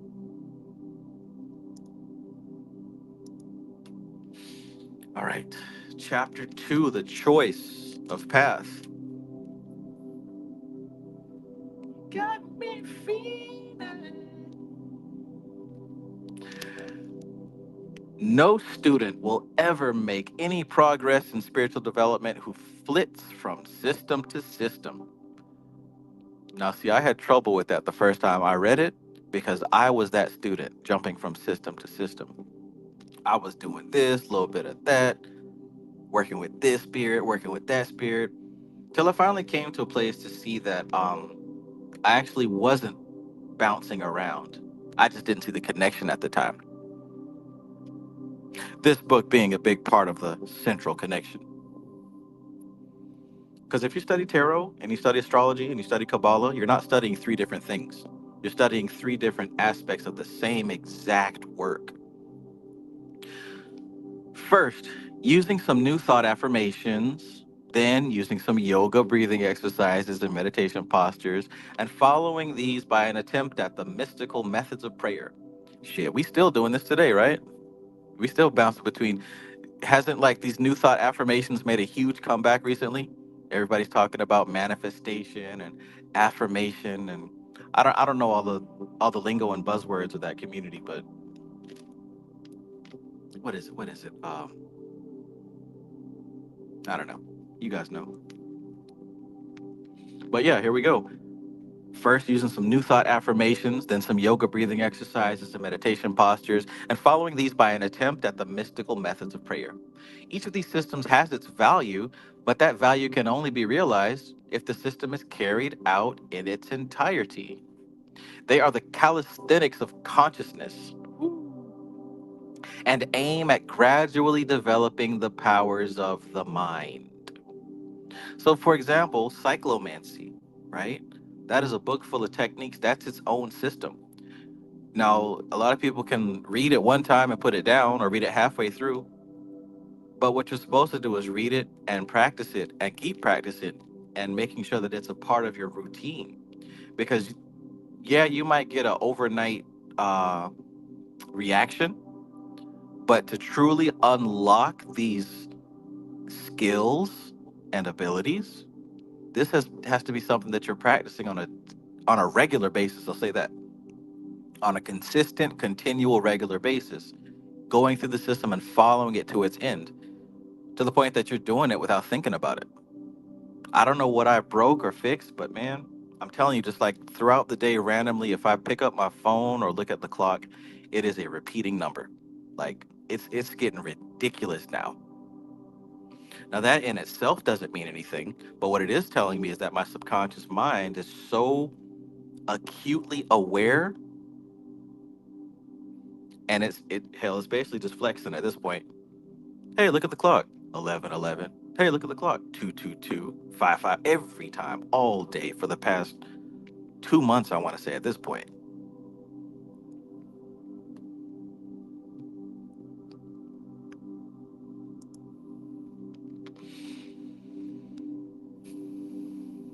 So they are this calisthenics of conscious, like all of these different systems, right? Whether it's yoga, affirmation, meditation, prayer, all those things are good. But what she's saying is you got to follow through and stick with it. Not doing a little bit here, then jumping over there and doing a little bit, then jumping over here and doing like you've got to follow through consistently. It has to be a lifestyle, right? Sure, there's posts on the internet that have these little tips and tricks, but this stuff has to be integrated. They are the calisthenics of consciousness and aim at gradually developing the powers of the mind.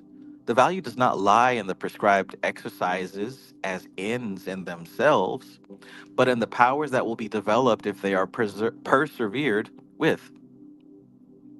The powers that will be developed if they are persevered with.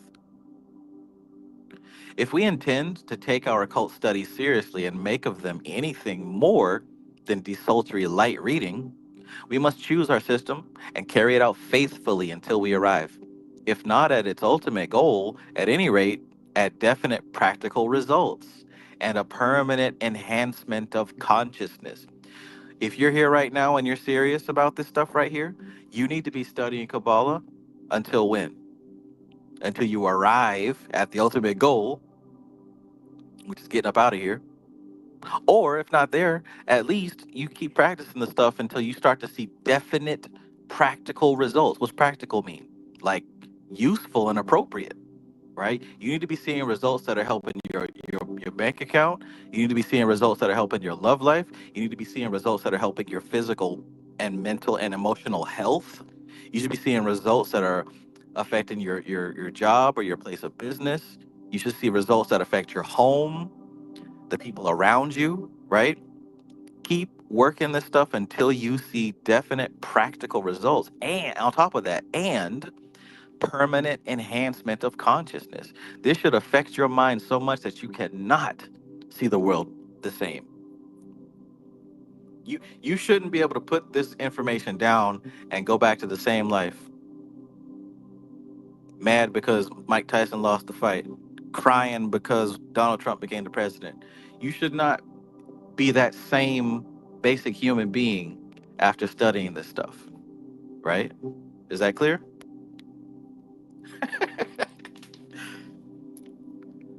All that stuff shouldn't affect you at all.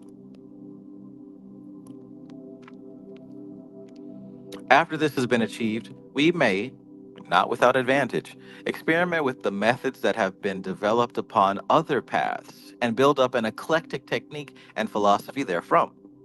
But the student who sets out to be an eclectic before he has made himself an expert will never be anything more than a dabbler.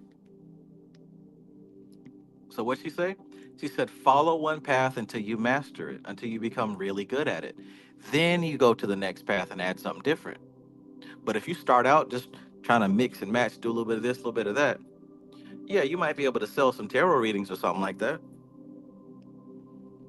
You might be able to get people to pay you to do some magic spells for them on Instagram and whatnot, to send out hexes and curses and whatever, putting jars on people. Yeah, anybody can read a book and put a jar on somebody. But is that what you're really doing this for? For to get another job? Or are you trying to get definite practical results and a permanent enhancement of consciousness? I mean, you know what you're doing.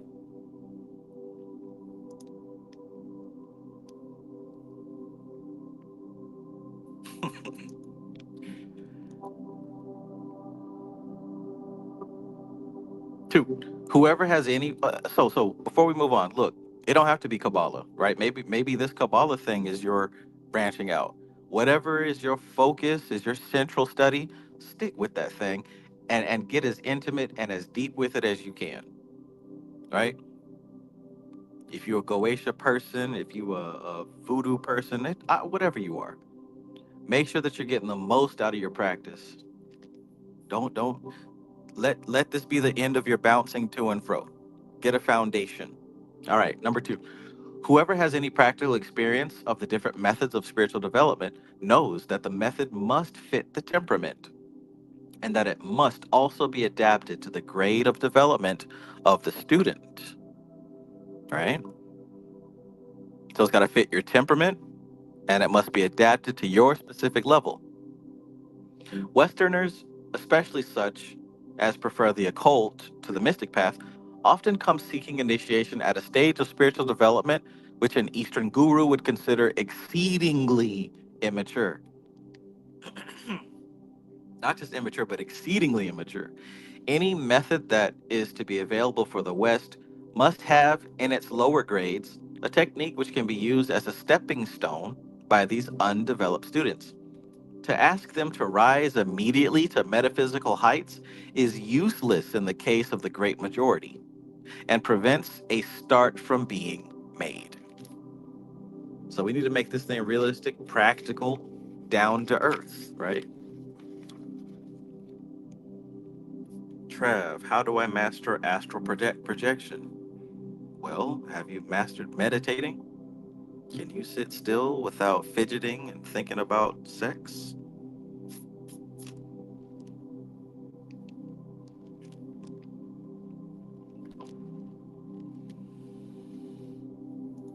There it goes. There it goes. Lem lem. Number three. For a system of spiritual development to be applicable in the West, it must fulfill certain well defined requirements. To begin with, its elementary technique must be such that it is readily grasped by minds that have in them nothing of the mystic.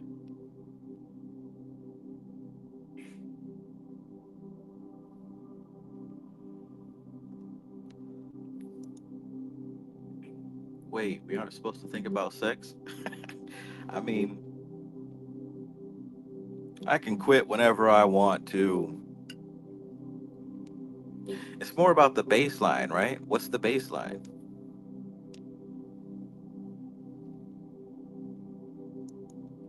Don't get me wrong.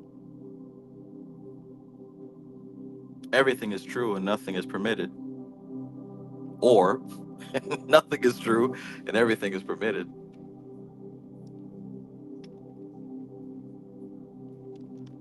But the typical person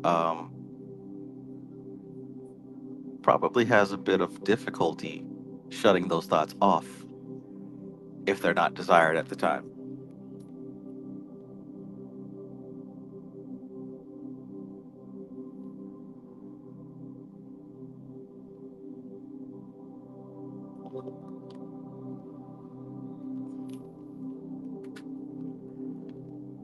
So, for a system of spiritual development to be applicable in the West, it must fulfill certain well defined requirements. To begin with, its elementary technique must be such that it is readily grasped by minds that have in them nothing of the mystic. Secondly, the forces it brings to bear to stimulate the development of the higher aspects of consciousness must be sufficiently powerful and concentrated to penetrate the relatively dense vehicles of the average Westerner, who makes nothing whatever of subtle vibrations. Thirdly, as few Europeans following a racial dharma of material development have either the opportunity or the inclination to lead the life of a recluse. The forces employed must be handled in such a way that they can be made available during the brief periods that the modern man or woman can, at the commencement of the path, snatch from their daily avocations to give to the pursuit.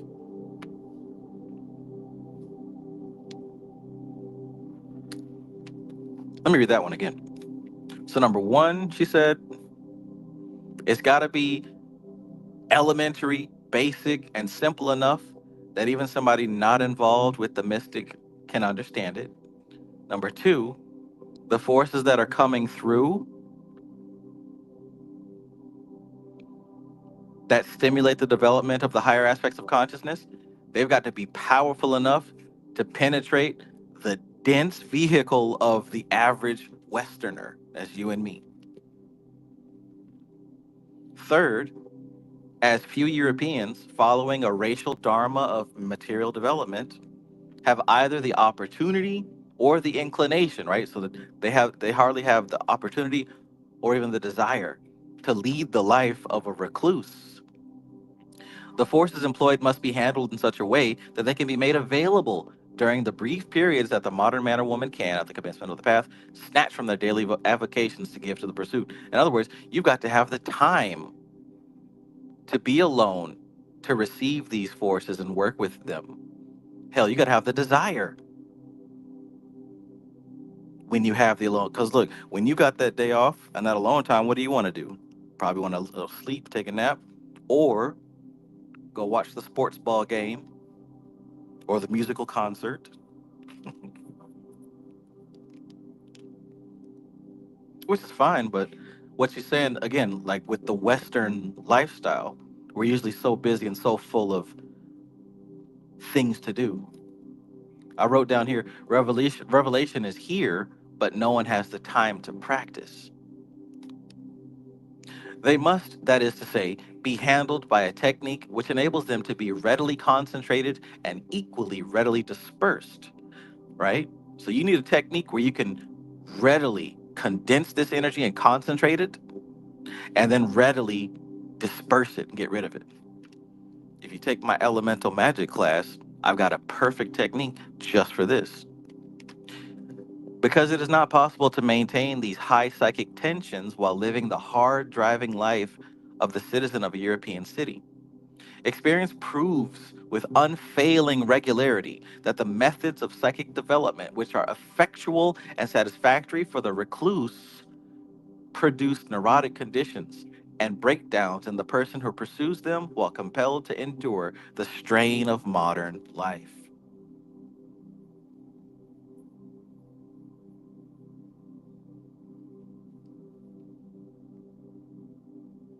So you don't have to be an isolated monk.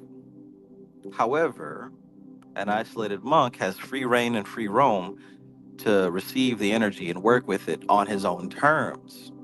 Now, on the other extreme, a person who's living a busy life, fast paced, always got something in their face, more than likely a digital device, we kind of don't have the time, the space, or the desire to work with these energies. So there's got to be a balance, right? There's got to be a balance in either you and how you manage your time or your technique. And she mentioned here having a technique where you can readily concentrate the energy and when needed to readily release it. Because if you don't have that, or if you don't have the time, messing with these energies in a super busy lifestyle and an unbalanced mindset will cause problems, right? Neurotic conditions and breakdowns in the person who pursues them while compelled to endure the strain of modern life. So it goes without saying, the more serious you do get about this occult practice, you're going to have to start carving out time to actually practice. And for those who are serious, you will see over time that there are a lot of things in life that could be cut off and actually be better for you. But most of what we're attached to is sentimental and symbolic. I was reading a Reddit post about a person who their best friend, for like since middle school, has become a Nazi, right? And it's like they're saying all these things that they don't agree with, and they want to like separate from that friend and cut them off, but they feel like that they can't, right? Because they don't have any other real friends besides this person, and they feel like it'll damage their psychology if they cut this person off. But it's like, are you really that close of friends if you didn't realize that your friend was becoming a Nazi? Number one.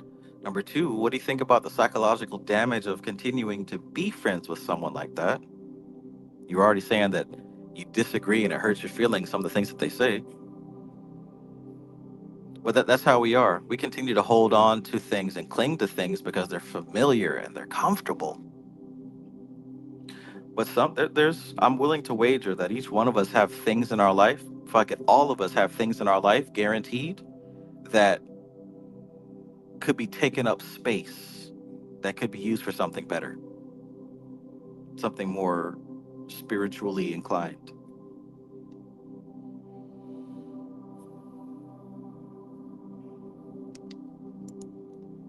Monica Lawan says, is the course available in the Magus Society? It is, but I'll send the link in the chat.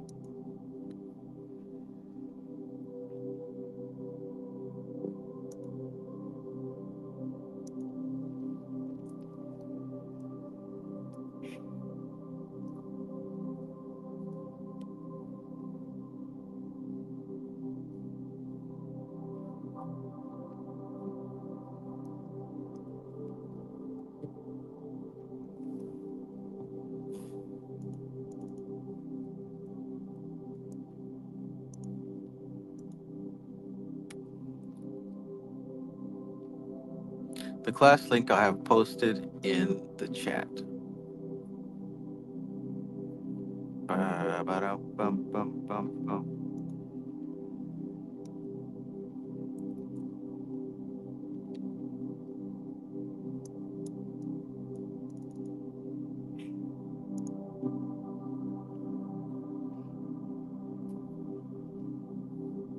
So just going back to this poll where I asked if you wanted a book read without commentary, 28% said yes, 72% said no. Okay, I think that's pretty clear.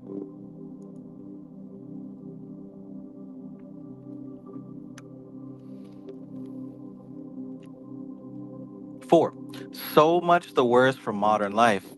Some may say and adduce this undeniable fact as an argument for modifying our Western ways of living.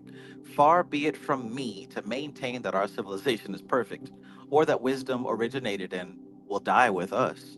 But it appears to me that if our karma, or destiny, has caused us to be incarnated in a body of a certain racial type and temperament, it may be concluded that is the discipline and experience which the lords of karma. Woo, who read the cosmic doctrine?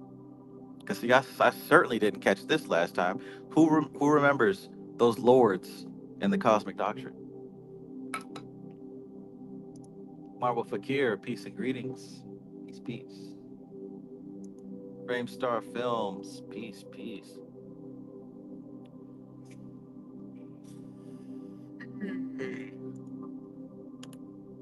Let's go back. Far be it from me to maintain that our civilization is perfect, or that wisdom originated and will die with us. But it appears to me that if our karma, our destiny, has caused us to be incarnated in a body of a certain racial type and temperament, it may be concluded that is the discipline and experience which the lords of karma consider we need in this incarnation, and that we shall not advance the cause of our evolution by avoiding or evading it. There is no accident. You are literally born into the body you're supposed to be born into. And the purpose is bigger than what your ego may be telling you. We're talking about pushing the envelope on a larger scale. Remember what we talked about before about this being a living science, and that every practitioner that is doing the work is pushing this science, is pushing the envelope further and further into the future. A dead religion, a dead magical practice is one where there are no new interpretations. There's supposed to be new interpretations. Consistently, with every generation, there should be a new interpretation. That's what keeps it alive. But remember what she said, the fundamentals aren't changing.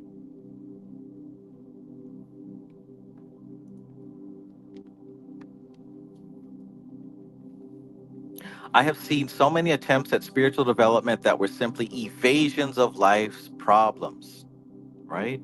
That I am suspicious of any system which involves a breach with the group soul of the race. Nor am I impressed by a dedication to the higher life, which by peculiarities of clothing and bearing, and by the manner of cutting or omitting to cut the hair. Check this out. True spirituality never advertises itself. Who remembers the phase when you first started getting into spirituality and you thought that you had to wear certain clothes or certain pieces of jewelry, or maybe hell, maybe even get tattoos? I remember wearing my cross and my ankh. Had to make it known, right? Carrying around my Necronomicon so people could see the spooky book that I'm reading. Y'all might not admit it, but I remember that phase.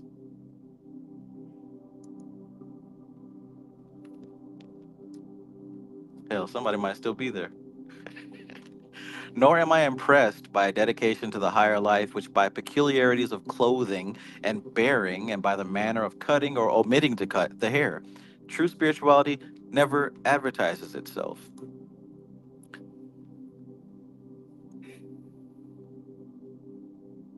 The racial dharma of the West is the conquest of dense matter. Now, she's repeated this at least 3 times, right? She repeated this at least 3 times. The racial dharma of the West is the conquest of dense matter. And I'm thankful for Stuff Dog for bringing that up on the last live stream because he pointed that out and I missed it. I see it now. The racial dharma of the West is the conquest of dense matter. If this were realized, it would explain many problems in the relationships of West and East.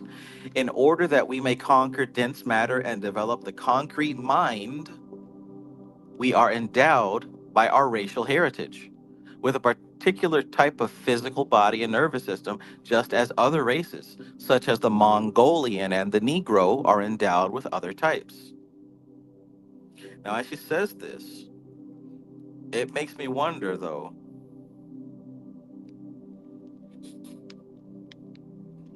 it's very possible that when she's talking about the West and the Dharma of these types of people, at this point, since we damn near all have the same mindset, I think this may apply to all American folks, especially people with Americanized minds. Because aren't we an extremely materialistic culture? We want to conquer in terms of business, in terms of sex numbers. We want to show off our money and our status, our vehicles, our wardrobe. We got to show it off.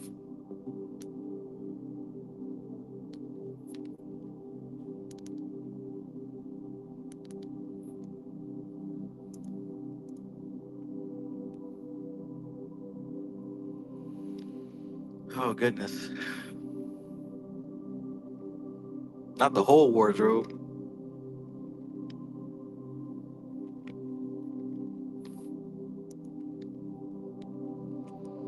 It is injudicious.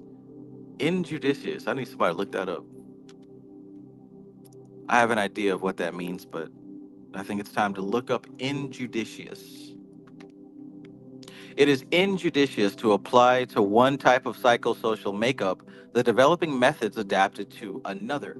They will either fail to produce adequate results or produce unforeseen and possibly undesirable results. To say this is not to condemn the Eastern methods, nor decry the Western Constitution, which is as God made it, but to reaffirm the old adage that one man's meat is another man's poison. Pause, no diddy.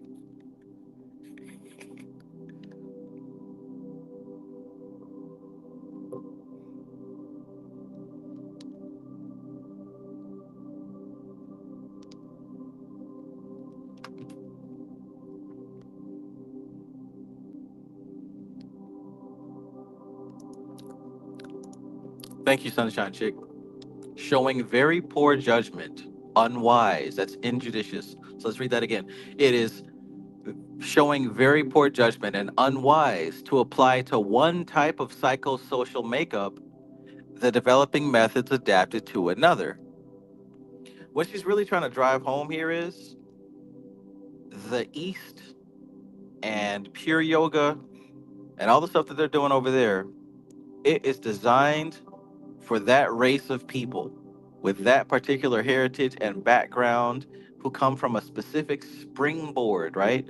A specific history and lineage. It's made for them specifically. So if you didn't come from that tradition, from that culture, from that springboard, you simply don't have the data in your genetics.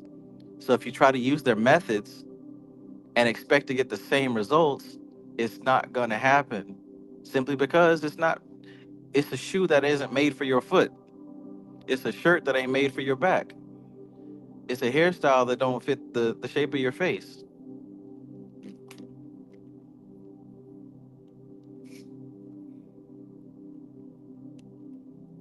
This is essentially what she's saying here. So it is injudicious to apply to one type of psychosocial makeup the developing methods adapted to another. Why? They will either fail to produce adequate results or produce unforeseen and possibly undesirable results. To say this is not to condemn the Eastern methods, ain't nothing wrong with the Eastern methods, right? Nor to decry the Western Constitution. Ain't nothing wrong with the Western mind, right? It's what we got to work with, which is as God made it. But to reaffirm the old adage that one man's meat is another man's poison. Good question. Matt Mystic says, so what should we use? Well, that's what we're dealing with, right? She talked about the yoga of the West. We're getting to it. And the choice of path. This is where we at right here. This is where we at. She's breaking it down. She's showing you where this is coming from. Meat is back on the menu. Curve says that makes a lot of sense. DKDF says mixing and mingling methods from different cultures and cosmologies, usual no. Right. Because each of those methods and techniques are part of a completed system. That's like trying to play Xbox with a PS5 controller and a Nintendo Switch game.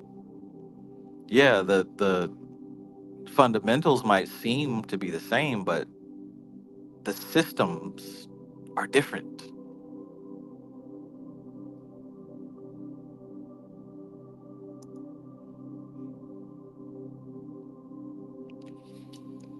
Cosmic Puzzle Piece says, so is it important to practice what best suits your culture? Absolutely, right? But here's the thing now. You've got to look at the definition of your culture. What is your culture? I can't sit up here and say Africa because I've never been to Africa. I don't know anybody from Africa. I don't know none of the traditions from Africa. I was born and raised in the South. And as far as I know, my parents and grandparents all come from this area of the South. So what is the culture that we speak of? How far back are we going? That's a great question. I want you to think about that. Chicano's fighting for higher learning skills says, I remember her saying in Aspect and Occultism, she says it would be crazy to call them the Aztec gods because we in different times and those energies ain't the healthiest for our time. Absolutely. Brother Panic talked about that same thing. Bobby Hemmett talked about it too, right? He talked about calling on some of these old gods from a tradition that you are so far away from might be more vampiric than helpful. Got to look at this now. See, it's making sense now in the future, ain't it?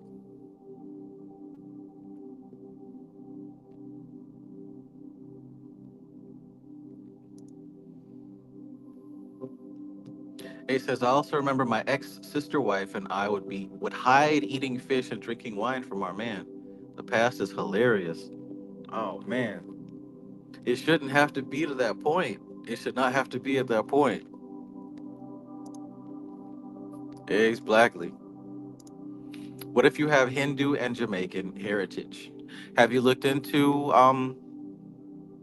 I mean, really what resonates with you the most? What resonates? You know what I'm saying? How deep have you looked into the systems? I mean, I'm absolutely biased, but you cannot go wrong with that Hindu stuff.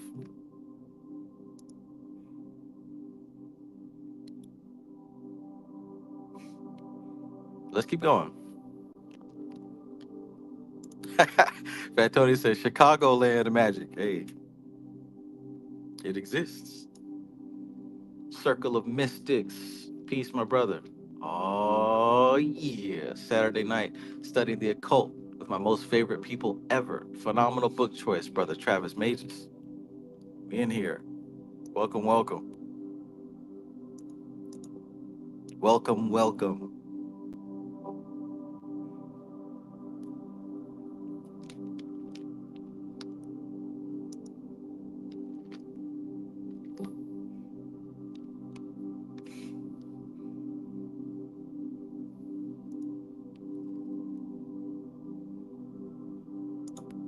Kashi says we've read this one before, I think. Have we? Have we read this one before, y'all? Am I tripping? Is Kashigi tripping? I don't know, man. We might need to think about that. You might need to take a look at that. You sure? You positive about that? I don't know, man. I don't know. I don't know.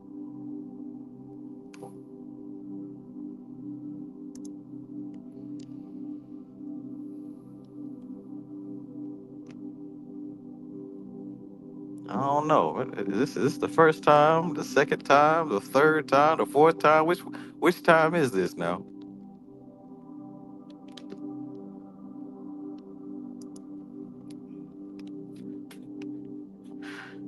Number 7. The Dharma of the West differs from that of the East. Is it therefore desirable to try and implant Eastern ideals into a Westerner?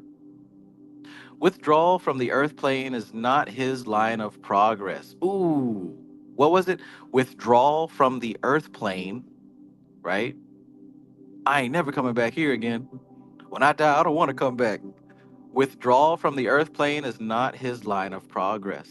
The normal, healthy Westerner has no desire to escape from life.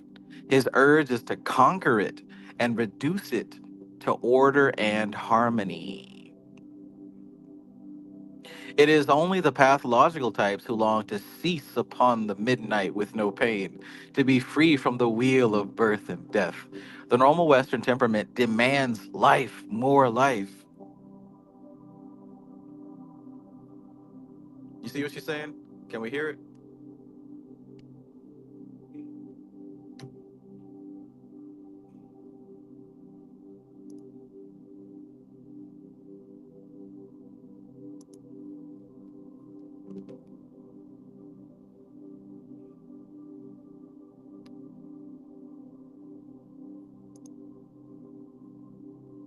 Uh oh.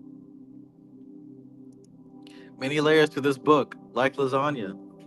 Did you catch the game last night? Did you catch the fight last night? Is it still hot out there?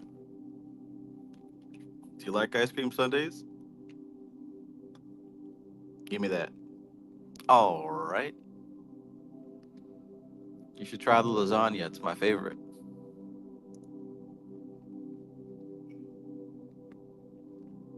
Joe Itama, peace. All right. 8. It is this concentration of life force that the Western occultist seeks in his operations. He does not try to escape from matter into spirit, leaving an unconquered country behind him to get on as best it may. He wants to bring the Godhead down into manhood and make divine law prevail, even in the kingdom of the shades. Who knows what the kingdom of the shades is? Luigi's Mansion?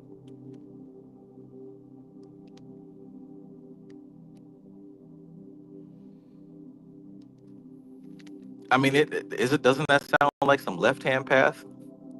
Hmm. Left hand path, west, right hand path, east. I don't think I ever put that one together. He does not try to escape from matter into spirit, leaving an unconquered country behind him to get on as best it may. He wants to bring the Godhead down into manhood and make divine law prevail, even in the kingdom of the shades, even on down to the clip off, right? This is the root motive for the acquisition of occult powers upon the right hand path, and explains why initiates do not abandon all for the mystic divine union, but cultivate a white magic. It is this white magic which consists in the application of occult powers to spiritual ends, by means of which a large proportion of the training and development of the Western aspirant is carried out. I've seen something of a good many different systems, and in my opinion, the person who tries to dispense with ceremonial is working at a great disadvantage.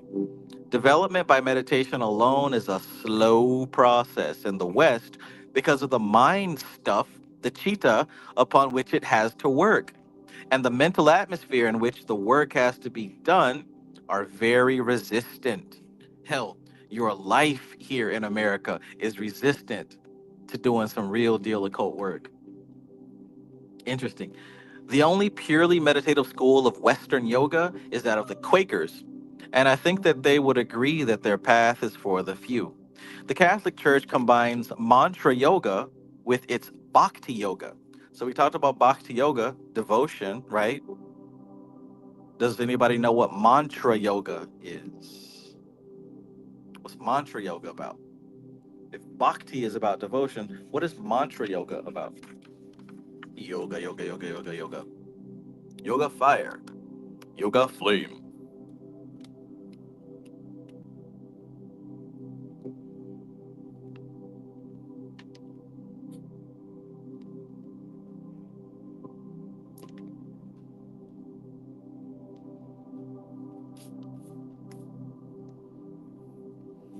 I bet you they based Dalsim off of Swami Niranjanananda Saraswati. I bet you that's who they based Dalsim off of. Yoga fire. Yoga flame.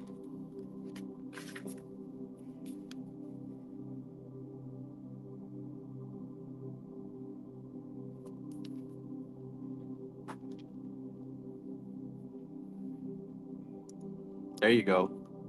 Sound and vibration. Absolutely. Absolutely. You got it, Matt Mystic.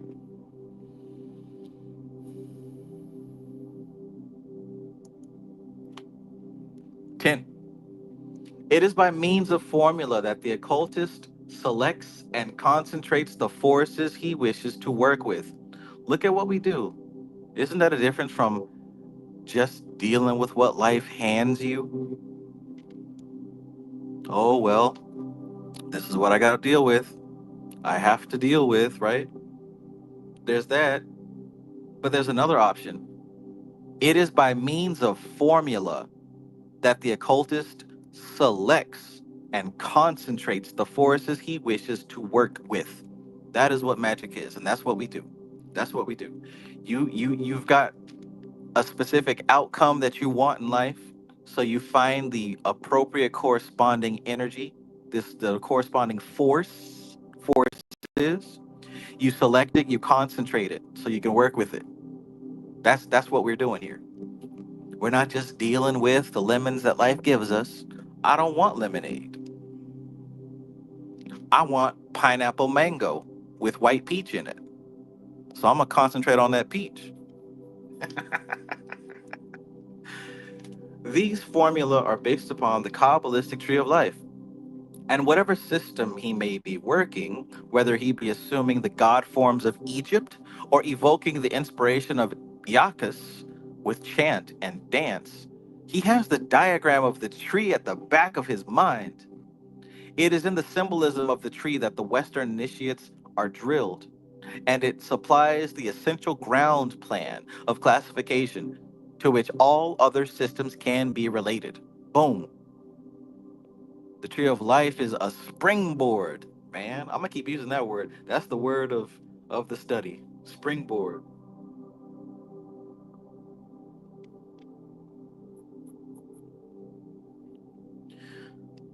The ray upon which the Western aspirant works has manifested itself through many different cultures and developed a characteristic technique in each. The modern initiate works a synthetic system, sometimes using an Egyptian, a Greek, or even a Druidic method. For different methods are best suited for different purposes and conditions, right? Just like you have different tools, you have a saw and a hammer and pliers and a wrench, different tools for different things, right? In all cases, however, the operation he designs is strictly related to the paths of the tree of which he is the master. If he possesses the grade which corresponds to the Sephira Netzach, we know that as planet Venus, or I should say corresponds with planet Venus. If he possesses the grade which corresponds to the Sephira Netzach, he can work with the manifestation of the force of that aspect of the Godhead, distinguished by the Kabbalists by the name of Tetragrammaton Elohim, in whatever system he may select. In the Egyptian system, it will be the Isis of nature. In the Greek, Aphrodite. In the Nordic, Freya. In the Druidic, Ceridwen. In other words, he possesses the powers of the sphere of Venus in whatever traditional system he may be using. Having attained a grade in one system, he has access to the equivalent grades of all the other systems of his tradition. You get what we're saying here? First of all, with these different gods and goddesses, understand that even though the names are different, there's only a specific number of forces that exist. There's a specific finite number of forces and types of forces that exist. And they've always existed as long as human beings have been here. So each culture develops their own story and deities of how these energies interact with each other. So there are going to be deities associated with Venus, deities associated with Mars. Every spirit, every deity, every god, goddess, demon, every single one of them will correspond with either a planet or an element or a combination of the two. Every single one. And that's what I mean by there's only a limited number that you can work with. So if you can find that correspondence, this is what makes the tree so powerful. The tree is an assembly of those correspondences. So if you can find the correspondence of whatever deity or spirit you're trying to work with, it all points back to the tree. The tree is like this master key. It's a master key. So if I want to work with, let's say, I don't know, the god of war, Aries, right? Because I got some war business I'm trying to do. Well, if I was using Kabbalah, I would look at all the correspondences that go with Mars, with Gibara, right? And I just may find other entities, other deities, other colors, other fragrances, other symbolic things that associate with that specific force that I'm attempting to what? Concentrate, right? To select it and concentrate and work with it. Likewise, if you want to start from the other end and say you want to do some work on Jupiter, expansion, maybe wealth, you could look into that and find the corresponding gods and deities and spirits that go with Jupiter, and find one that resonates with you the most, or I should say, resonates with your particular background the most. Does that make sense? So that's what she says. The ray upon which the Western aspirant works has manifested itself through many different cultures and developed a characteristic technique in each culture. So if you know that you're coming through the Chesed Jupiter expansion wealth angle, you might find different techniques, different rituals, different ceremonies across different heritages, different cultures. And if you can find one that connects with you the most, that might be the one that you need to work with.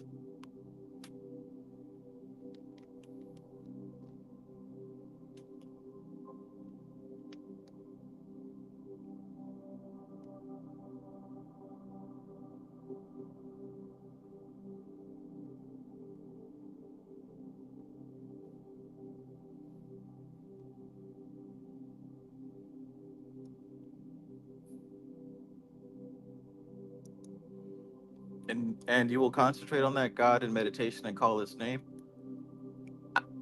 I mean, so like I said, the very central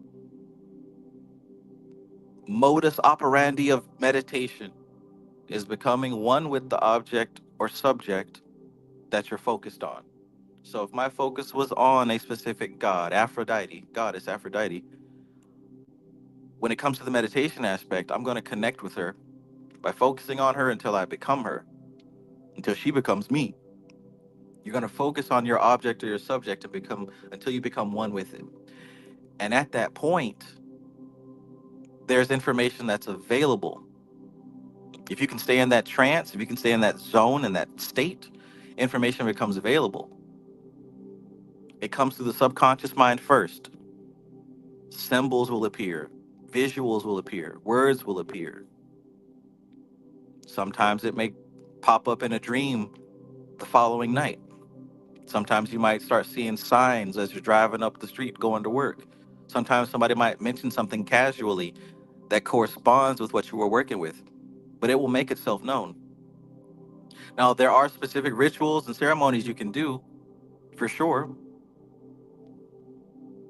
but like I said, the very fundamental and basic of the meditation part of it is connecting with this thing until it becomes you and you become it.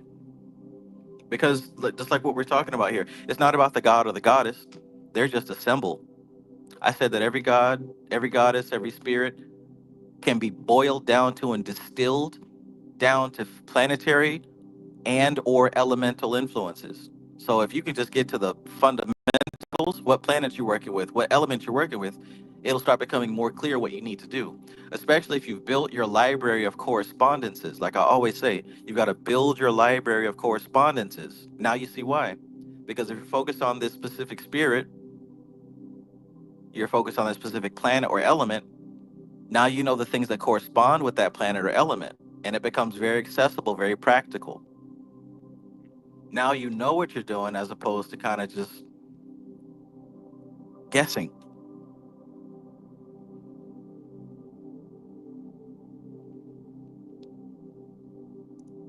Framestar Film says an artist's color palette or cook's ingredients.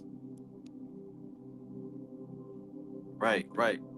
You might have a cabinet full of a bunch of different spices that you never use, or you might have that select seven or so that you know what you're working with. Got your cumin, got your garlic, got your lemon pepper. You might cheat and have your sazon.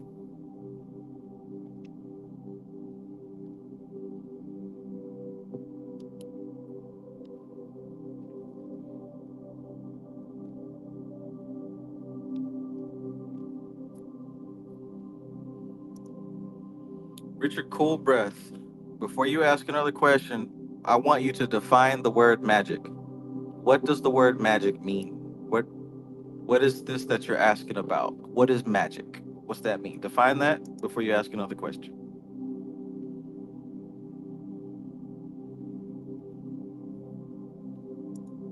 Smoked paprika.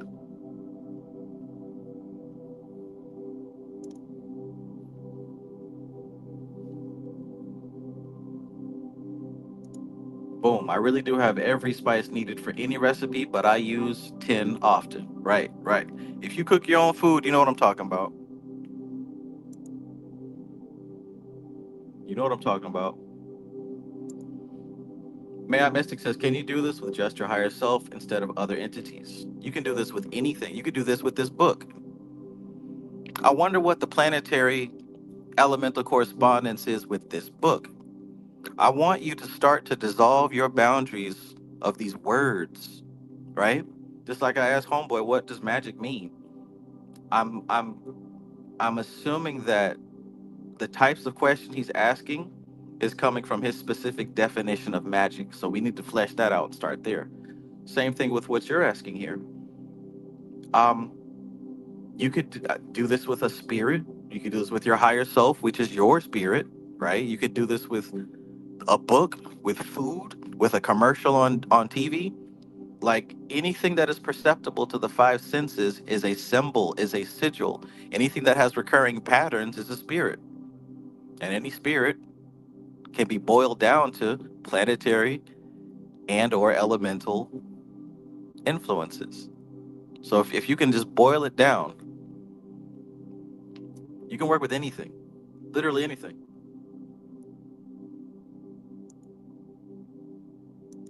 Richard says, my definition of magic is materializing your will with intention. All right, so here we go. You ready for this? You let's keep in mind what you just said. My definition of magic is materializing your will with intention. So let me scroll up to some of your earlier questions. And that's what we're going to use as the definition of magic. Your first question was, why do people do magic instead of putting the work into achieving what they want? Now, your definition of magic is materializing your will with intention. Why do people inter- materialize their will with intention instead of putting the work into achieving they want? Right? If materializing your will with intention works, then why not use a sigil to solve world hunger?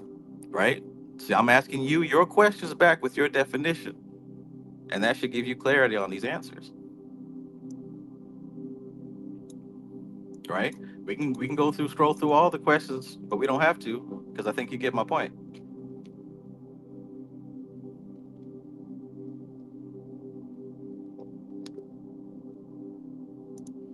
Zero, peace, peace. Zero says having a library of correspondence has helped me a lot to not feel lost in understanding. Thank you for that, Trev. Awesome, possum. Library of correspondences. Joey Thomas says correspondence meaning deities. Correspondences are different things that associate with the concept.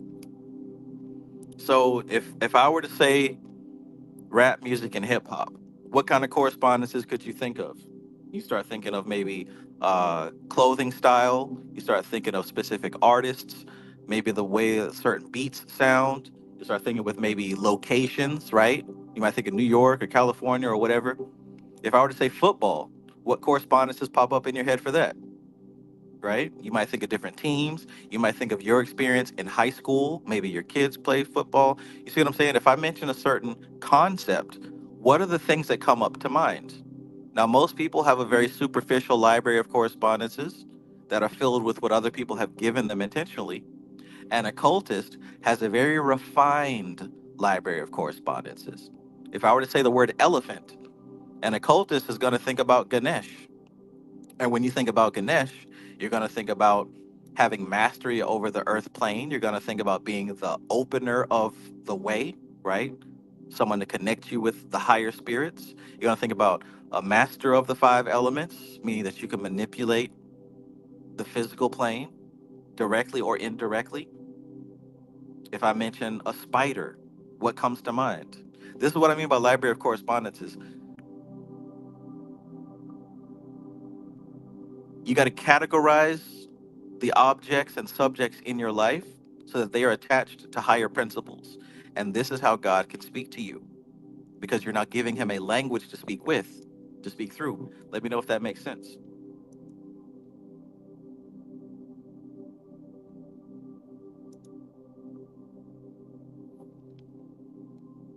If I say dragon, what comes to mind? If I say Saturn, what comes to mind? This is your library of correspondences.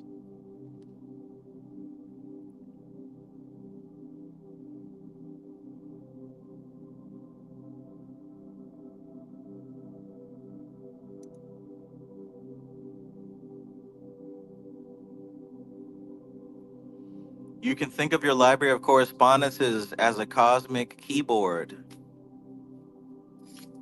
Your library of correspondences is a cosmic keyboard, and it's a two-way keyboard. You can type and you can receive messages. This is how the spirit talks to you, through that library of correspondences, because you're giving it an interface. Now, there are books, right? There are books that have correspondences for you. Aleister Crowley wrote a book called 777. Llewellyn has a book of correspondences. You can get those. And my advice is to really deliberately build one up yourself, because yours are going to be unique to you. Matt Mystic says because God speaks in symbols, right? Yeah, your subconscious mind speaks in symbols. Yes, we're going to say yes. We're going to say yes.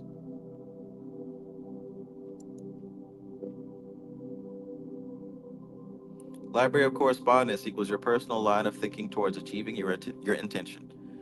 Yeah, yeah. And it might be even better to think of it as a language. It is a language, right? So just like the English language, there's no real like point of the English language other than to communicate, right? Now what you communicate is on you, but the more that you know the English language, the wider your vocabulary is, the more refined you can get. Like I can say that I'm mad, but it's like there's different flavors of mad, right? I can be intensely uh, angry, or I can be slightly annoyed, right? There's different degrees. So the more words that you know, the more specific you can get with the degrees of what you're experiencing. Likewise, with your library of correspondences, I mentioned Mars.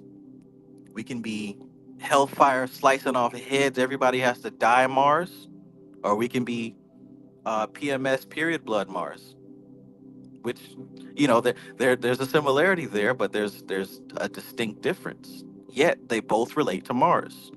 Blood red Mars was originally about the menstruation, and it later became associated with warfare and bloodshed.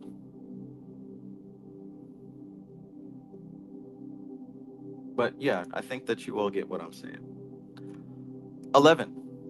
But although he may use these other systems as occasion serves, experience proves that the Kabbalah supplies the best groundwork and the best system upon which to train a student before he begins to experiment with the pagan systems. The Kabbalah is essentially monotheistic. The potencies it classifies are always regarded as the messengers of God and not his fellow workers. This principle enforces the concept of a centralized government, of the cosmos, and of the grip of the divine law upon the whole of manifestation. A very necessary principle to which to imbue any student of the arcane forces. It is the purity, sanity, and clarity of the Kabbalistic concepts, as resumed in the formula of the Tree of Life, which makes glyph such an admirable one for the meditations that exalt consciousness and justify us in calling the Kabbalah the yoga of the West. So that answers your question. What should we be doing? Well, she's just given you the reasons why Kabbalah is the yoga of the West, why Kabbalah would be a very useful and appropriate choice to a Westerner, to a Western person. All of us in America, at least, we've been Westernized, regardless of what you look like. At this point in the game, 2024, you are a Westerner. Our lifestyles are seamlessly Westernized. And this type of science is well suited for that type of psychic temperament.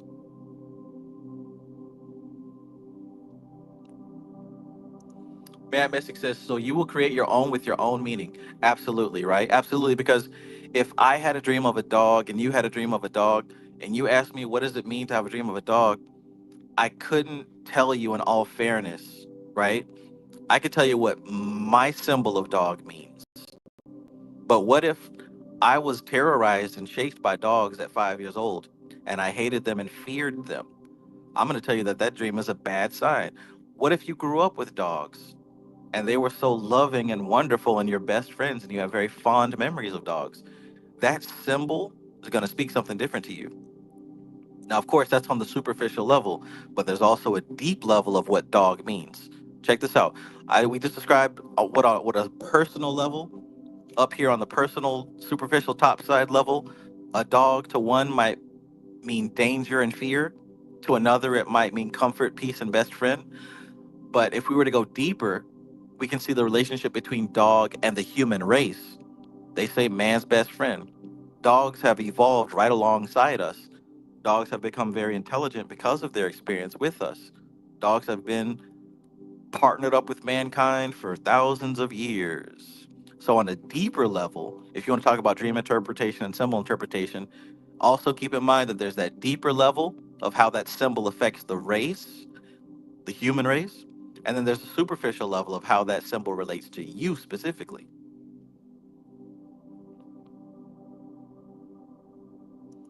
Joey Thomas says Africa culture has been contaminated with Western lifestyles. The original culture has been lost. Absolutely. And we could say the same thing about America too. That's why I said at this point, when she says Western, she's talking about all of us over here at least. And that's what has happened. That's what has happened. That's what has happened. So there's no emotions to be had about it because there's literally nothing that can be done about it. If this is what Prakriti has desired to happen, then that's what happened. Obviously, it was useful and appropriate for this to happen.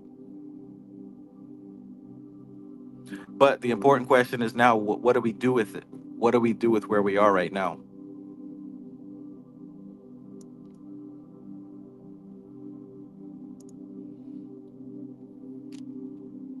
Man, Mystic says, thank you. I know I ask a lot of questions. I'm really trying to learn. And that's fine. That's awesome. I'm happy and glad and I welcome your questions.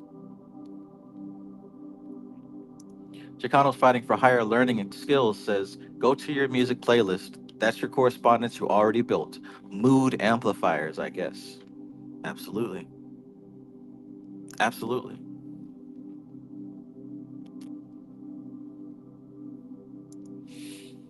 All right, how we feeling? We want to stop right here or we want to go one more chapter?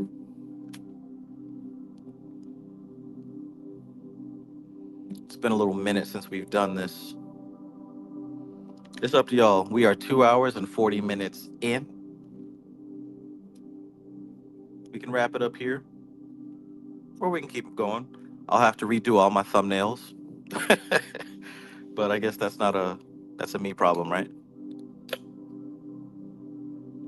Because the thumbnail originally has chapter 1 and 2, 3 and 4, 5 and 6, but I guess I'll inconvenience myself for 5 seconds to change some text on a Photoshop picture.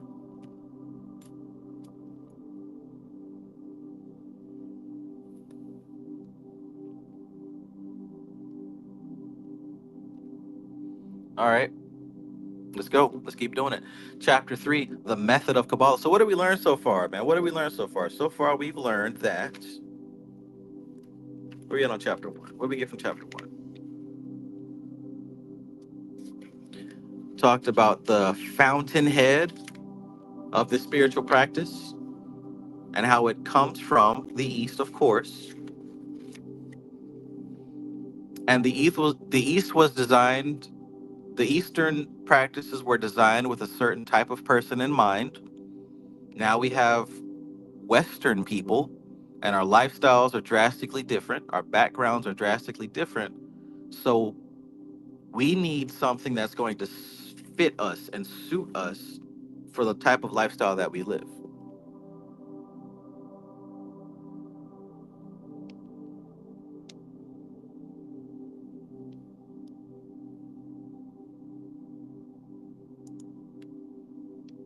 We got garlic peeling going on. We got nails and oil going on. If you feel good, Trav, one more will be awesome. Sorry for coming late. All good, man. All good. Well, let's do it. Chapter 3, the method of Qabalah. The method. Mm. Just a second. Let me refill this coffee and check on my son, make sure he's all right.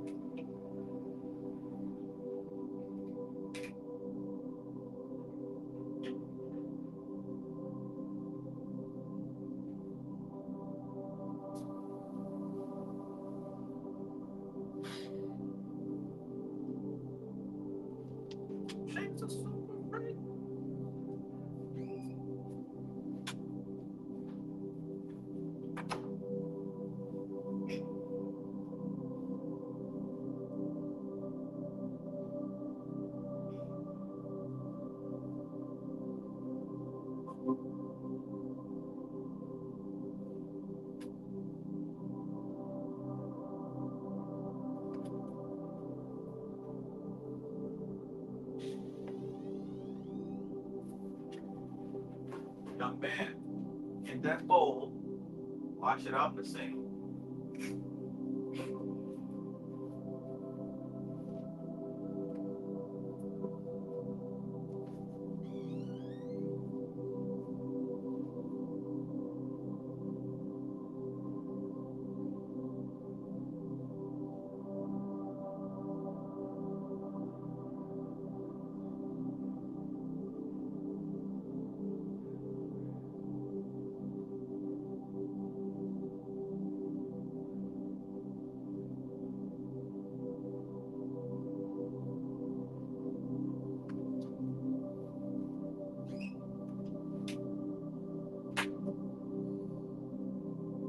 I ain't your mom. I'm not washing the dishes for you.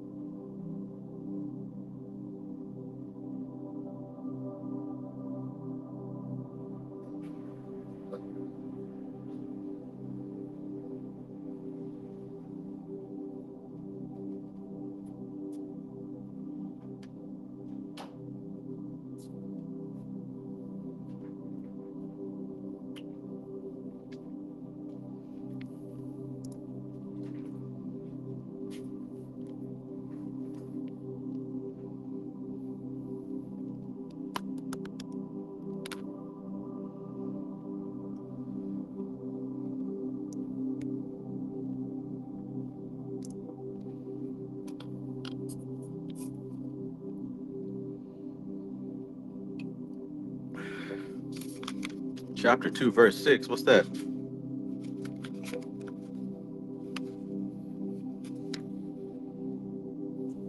Oh, right.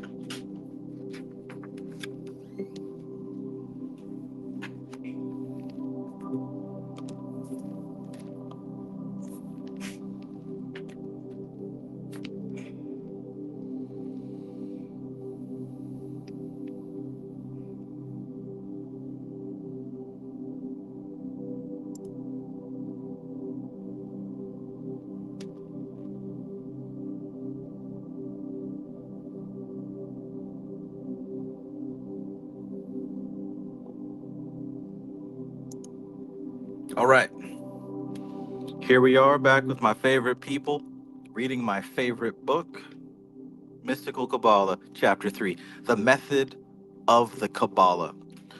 Verse 1. Speaking of the method of the Qabalah, one of the ancient rabbis says that an angel coming down to earth would have to take on human form in order to converse with men. The curious symbol system known to us as the Tree of Life is an attempt to reduce to diagrammatic form every force and factor in the manifested universe and the soul of man, to correlate them one to another and reveal them spread out as on a map so that the relative positions of each unit can be seen and the relations between them traced. In brief, the Tree of Life is a compendium of science, psychology, philosophy, and theology. You get that?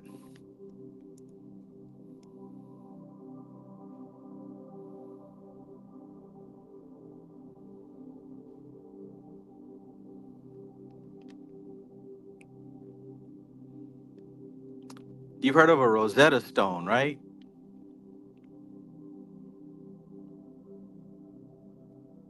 It's like a universal communication device and more, right? She even talked about how it's like a map,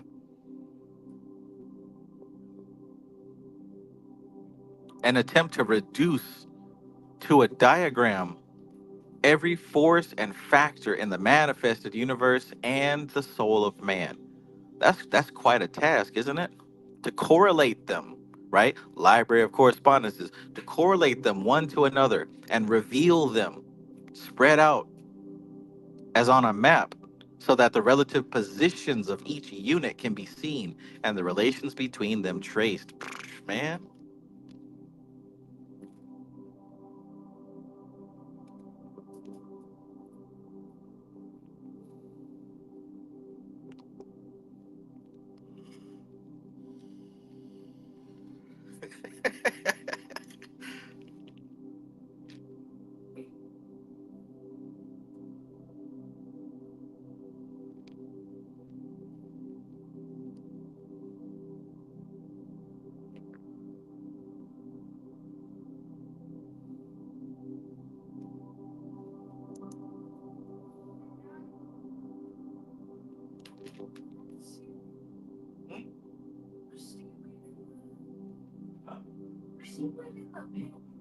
there's somebody. See me? Yeah. Whose is it? Mine. Yeah.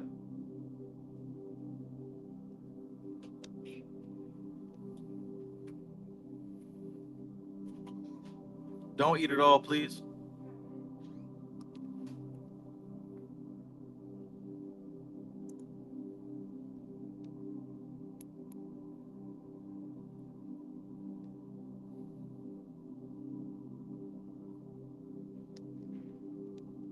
2. The student of the Kabbalah goes to work in exactly the opposite way to the student of natural science.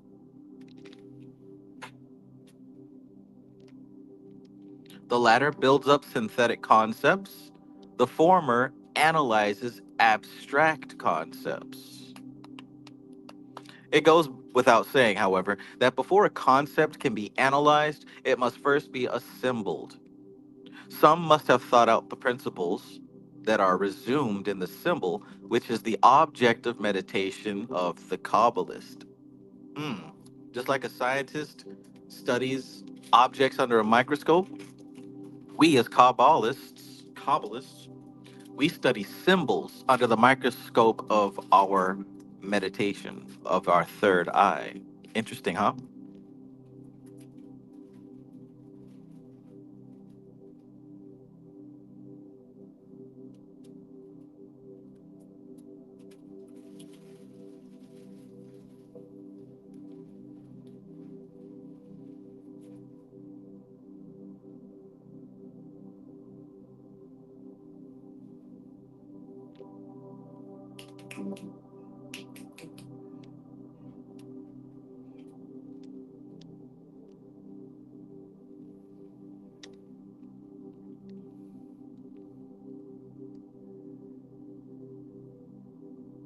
Someone must have thought out the principles that are resumed in the symbol, which is the object of meditation of the Kabbalist. Who then were the first Kabbalists who built up the whole scheme? The rabbis are unanimous upon this point. They were angels. In other words, it was beings of another order of creation than humanity who gave the chosen people their Kabbalah. Interesting. Interesting.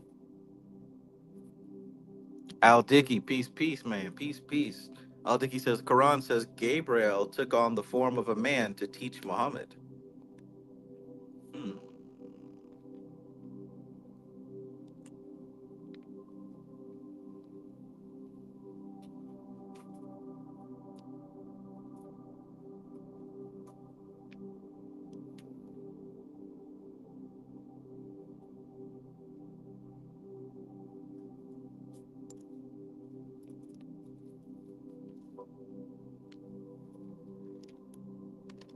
The map.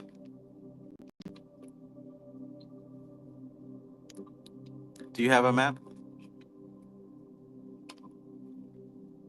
Do you have a manifestation action plan? Framestar Film says cosmic patchboard for all your interplanetary connect calls. Atta baby, it's a boy.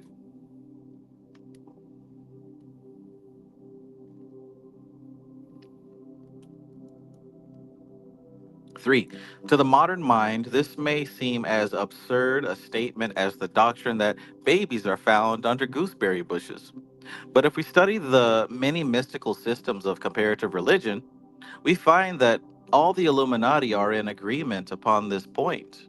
All men and women who have had practical experience of the spiritual life tell us that they are taught by divine beings. Mm, mm. We shall be very foolish if we altogether disregard such a cloud of witnesses, especially those of us who never have had any personal experience of the higher states of consciousness. Has anybody here not had an experience from the higher states of consciousness? I mean, it's okay if you haven't.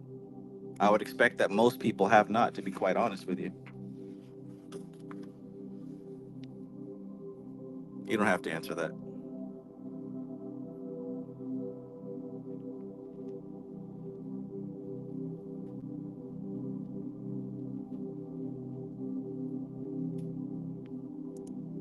Cosmic Puzzle Piece says, "You think this is something like active imagination?"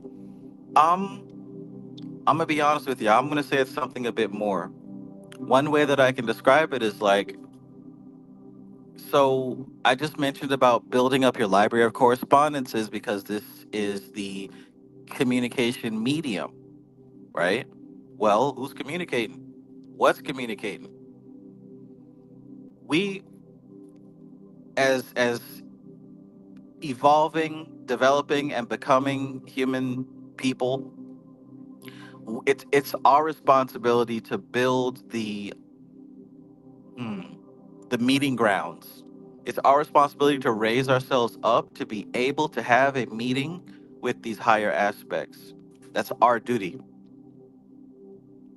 Of course, it's easy for someone to say there is no God. It's easy for one to say aliens don't exist. It's easy for people to say, all this stuff doesn't exist. It's in your imagination. Because most people are not sufficiently developed to have intercourse with these things. Most people don't have the development. It's up to us to build that development. So does it make sense when I say you got to build up your library of correspondences? Because, and this is why I say to your question, it's more than active imagination. Because yes, in your imagination, you're using those correspondences. Perhaps you're building up images and visuals. But there comes a point when contact is made, and those visuals come to life, right? Yeah, in your imagination, you're controlling everything and you're letting it all flow and run, but you know that you're doing it. But there's a point where something else takes over and an intercourse begins. And the whole intercourse is happening through what you've assembled. Because like I said, with the English language. If your vocabulary is small, you're limited in what you can communicate, and then you got to resort to grunts and sighs and facial expressions. And you know what I mean? You know what I'm talking about, right? But if you have a well refined vocabulary, you can say exactly what you're talking about. So if you've got a expanded library of correspondences, when contact is made, there will be a depth to the conversation, which will allow for more room of a precise message to come through and less room for mistakes and misinterpretation. Let me know if that makes sense. Let me know if that makes sense. Because I think essentially what I'm saying is your imagination is the setting, the backdrop, um, the outfit, the character skin. But at some point, when contact is made, something very definitely not you comes through and uses your imagination to communicate with you. It uses it. Let me know if that makes sense.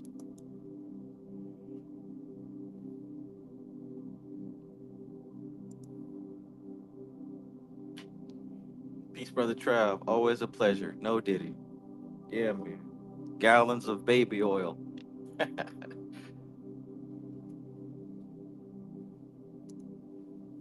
Intercourse.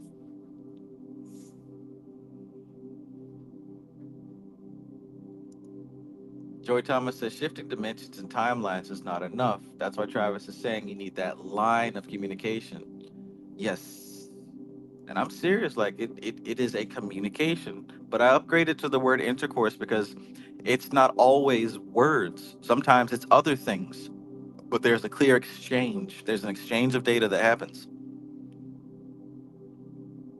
But like I said, it's up to you, the practitioner, to build up an environment so that can happen, so that can take place. It's not just going to take you by storm. You got to reach up and reach out. If you build it, they will come. That's what that movie says, right?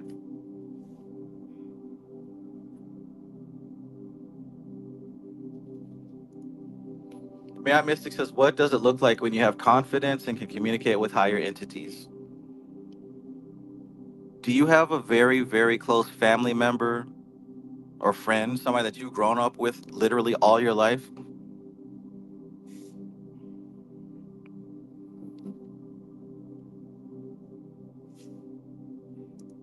There we go. Field of Dreams. Right? Field of Dreams.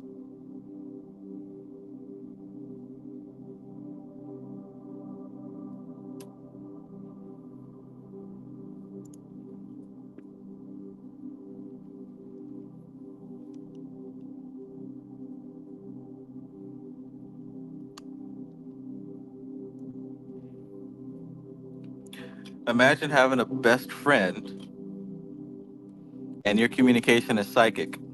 That's what it's like. Oh, and they typically know you better than you know yourself.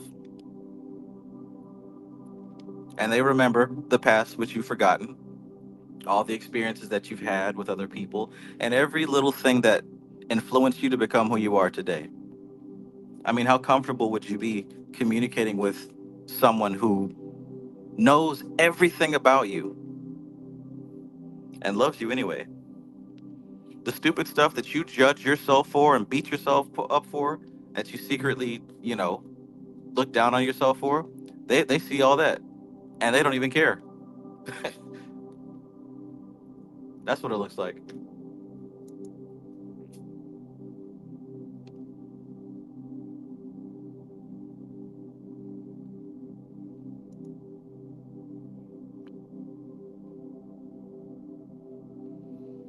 Zero says, when I experienced a true astral projection, man, nothing been the same to me.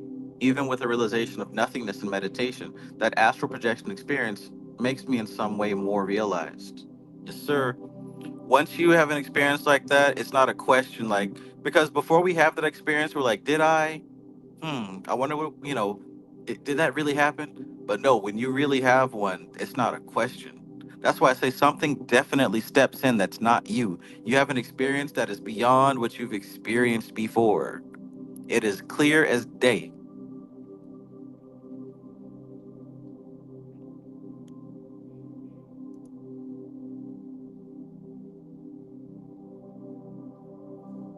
Circle of Mystics says, I think that would be individualistic to the person. But some common themes that most could relate to in this context, communicating with higher entities with confidence, often looks like having a deep sense of inner peace and clarity. When one has confidence, there's usually an alignment between their thoughts, emotions, and spiritual intuition, which facilitates clearer and more meaningful interactions with these higher forces.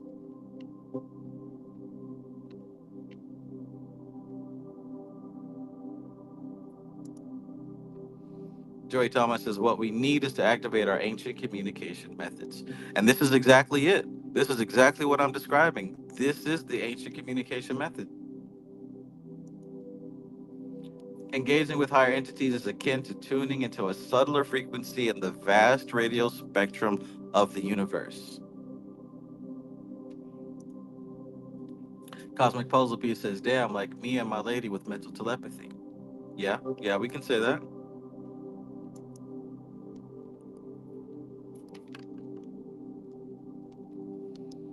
All right, where were we? Number 4. There are some psychologists who will tell us that the angels of the Kabbalists and the gods of Manus of other systems. That's funny, my black cat is named Manu. She doesn't respond to it, but that's her name. There are some psychologists who will tell us that the angels of the Kabbalists and the gods and Manus of other systems are our own repressed complexes. There are others with less limited outlook who will tell us that these divine beings are the latent capacities of our own higher selves. To the devotional mystic, this is not a point of any great moment. He gets his results, and that is all he cares about. But the philosophical mystic, in other words, the occultist, thinks the matter out and arrives at certain conclusions. Check this out. The conclusions, however, can only be understood when we know what we mean by reality and have a clear line of demarcation between the subjective and the objective. Anyone who is trained in philosophical method knows that this is asking a good deal.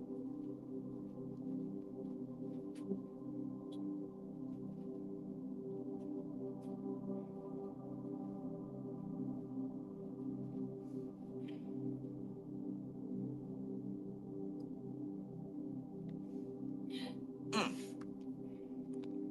5. The Indian schools of metaphysics have most elaborate and intricate systems of philosophy which attempt to define these ideas and render them thinkable.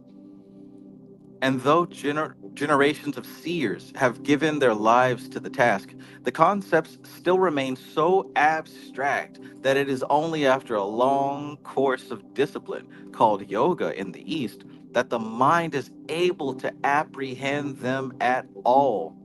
So, yeah, even with the East, it's like your mind has to be gradually accustomed to living in an abstract way, to seeing abstractly. See, most of the spiritual stuff, we can't see it, we can't hear it, we can't feel it. These spirits and gods and goddesses and cosmic forces and all this stuff, it's around us. We're saturated in it. We're deep in it, but we're so dull. We're so blunt. We're unrefined. Our radars are not plugged in. They're not pointed in the right direction. We're so conditioned to focus on the material plane of matter and to conquer the material plane. We literally have to start to reprogram our minds and how we see the world to make room for abstract concepts and abstract principles. This is only the beginning. She said this book is the training for the initiate. So imagine the actual deep stuff.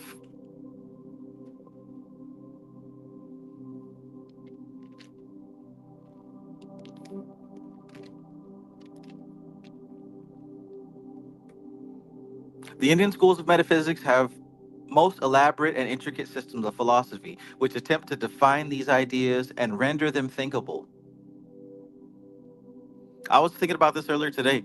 These books that we've been reading by Kenneth Grant, Outside the Circles of Time, The Night Side of Eden, hell, and even some of the stuff from Crowley. But yeah, Dion Fortune too. They're literally talking about abstract things. They're talking about stuff that does not exist. They're talking about invisible, intangible, cosmic forces. They can't point to anything and say, hey, this is that. They're using their experience and taking something impossible and breaking it down into the English language. So before you even read these books, your mind has to be at a certain level. The average person, they're not going to open up this book and have an enjoyable read. They're going to say, this doesn't make any sense. This is stupid, and put it down. Your mind already has to be tuned up in a certain way to even grasp what she said so far.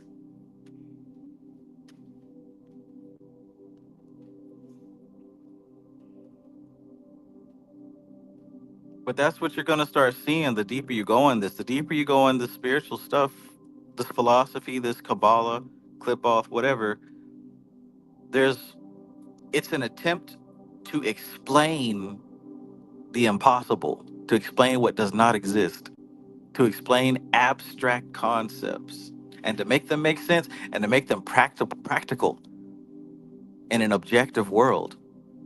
That's not an easy task. We can hardly describe our dreams, let alone the abstract principles of the origins of reality. I tell you who does an excellent job at it though. Them Bihar School of Yoga books, Swami Niranjanananda, Swami Satyasangananda, but they've done the best job I ever seen. Taught with Shooty, and they don't waste no time with it either. It's straight information.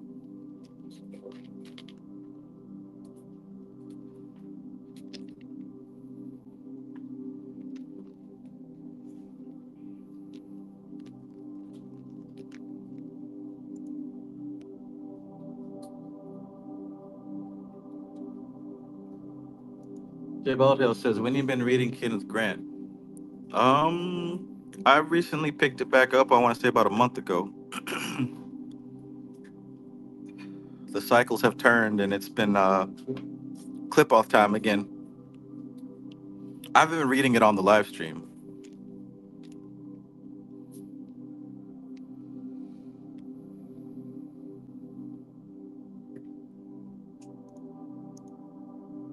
Joey Thomas says, so most of the useful energy magic is invisible.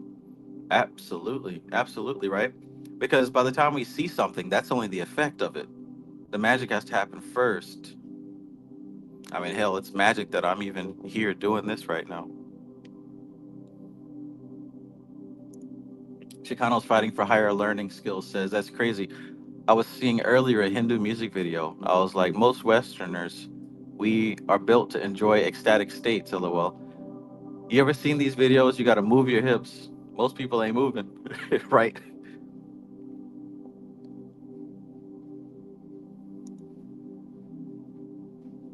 Man, I got to pick it back up because I know I missed so much. I know I missed so much. I have to read it again. But it's cool because now I'm starting to pick up. That book was written before this one, so she's definitely laying down some clues and some hints. If I'm not mistaken, there is a chapter about triple blackness. Yeah, negative existence. Chapter 5, she's going to get into it. So I'm excited to see what she says after reading Cosmic Doctrine.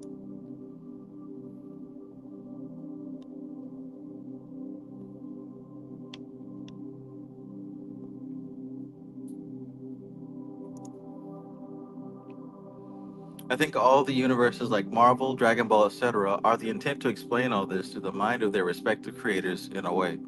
I believe so too. Absolutely. Kind of blew my mind to think today that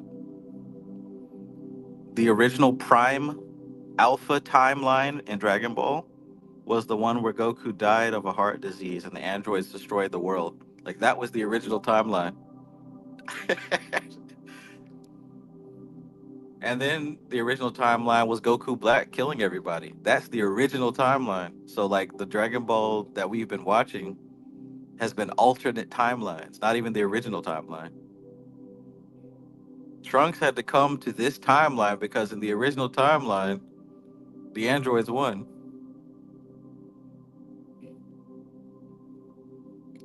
In the original timeline, Goku Black killed everybody.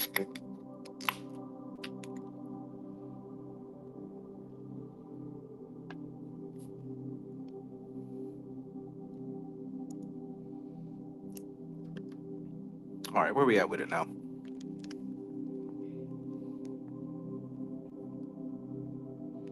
One more time. The Indian schools of metaphysics have most elaborate and intricate systems of philosophy, which attempt to define these ideas and render them thinkable. And though generations of seers have given their lives to the task, the concepts still remain so abstract that it is only after a long course of discipline, called yoga in the East, that the mind is able to apprehend them at all. Y'all, we haven't even scratched the surface. That's what she's saying right here. Like, this book is so cool and awesome to me and to you, but she's trying to tell us, like, we haven't even penetrated the surface. And it's not about learning new concepts, it's about refining this thing you call a mind. Once you refine that mind, you can see it. The people that wrote the books, their mind has been refined so that they can see it. So it's not that she's teaching us with the books. If anything, she's helping us to have the mind to see it for ourselves.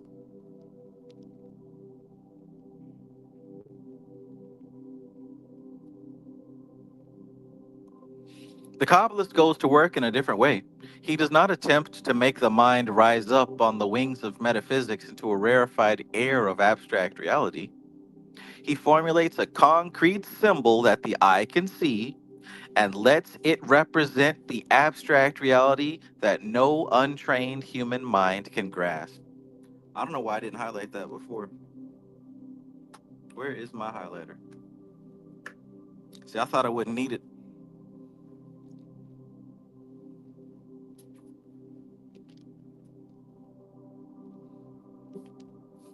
This is what we do. This is why symbols are so important. Somebody further up, that guy asked why I use symbols. Well, if you're still here, that's your answer right there.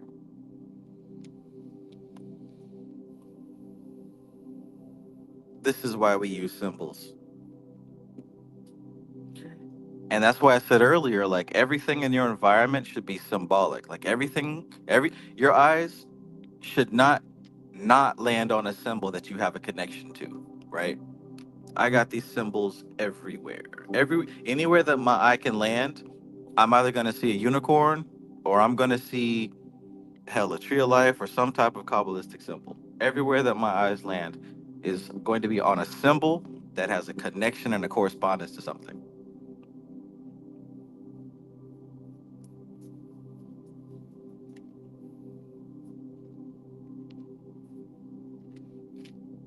Even that can serve as a form of divination, especially when you're kind of zoned out in trance and these symbols start speaking back to you. Anyways, 7. It is exactly the same principle as algebra. Let x represent the unknown quantity, let y represent half of x, and let z represent something we know. If we begin to experiment with y to find out its relation to z and in what proportions, it soon ceases to be entirely unknown. We have learnt something at any rate about it, and if we are sufficiently skillful, we may, in the end, be able to express in terms of z, and then we shall begin to understand x. That's how it works. 8. There are a great many symbols which are used as objects of meditation. The the cross in Christendom, the god forms in the Egyptian system, phallic symbols in other faiths. These symbols are used by the uninitiated as a means of concentrating the mind and introducing it into certain thoughts, calling up certain associated ideas, and stimulating certain feelings, right? Didn't Chicanos Fighting for Higher Learning Skills talk about you've got a music playlist and you know that when certain songs come on, you start feeling a certain kind of way. You start calling up certain associated ideas, certain thoughts, right? We all do. I got a depressed playlist. I got a hype playlist. I got a study and focus playlist. I got a weird clip off out of this world playlist when I want to get strange and spooky. We've got these playlists that we have associated feelings and thoughts connected to, right?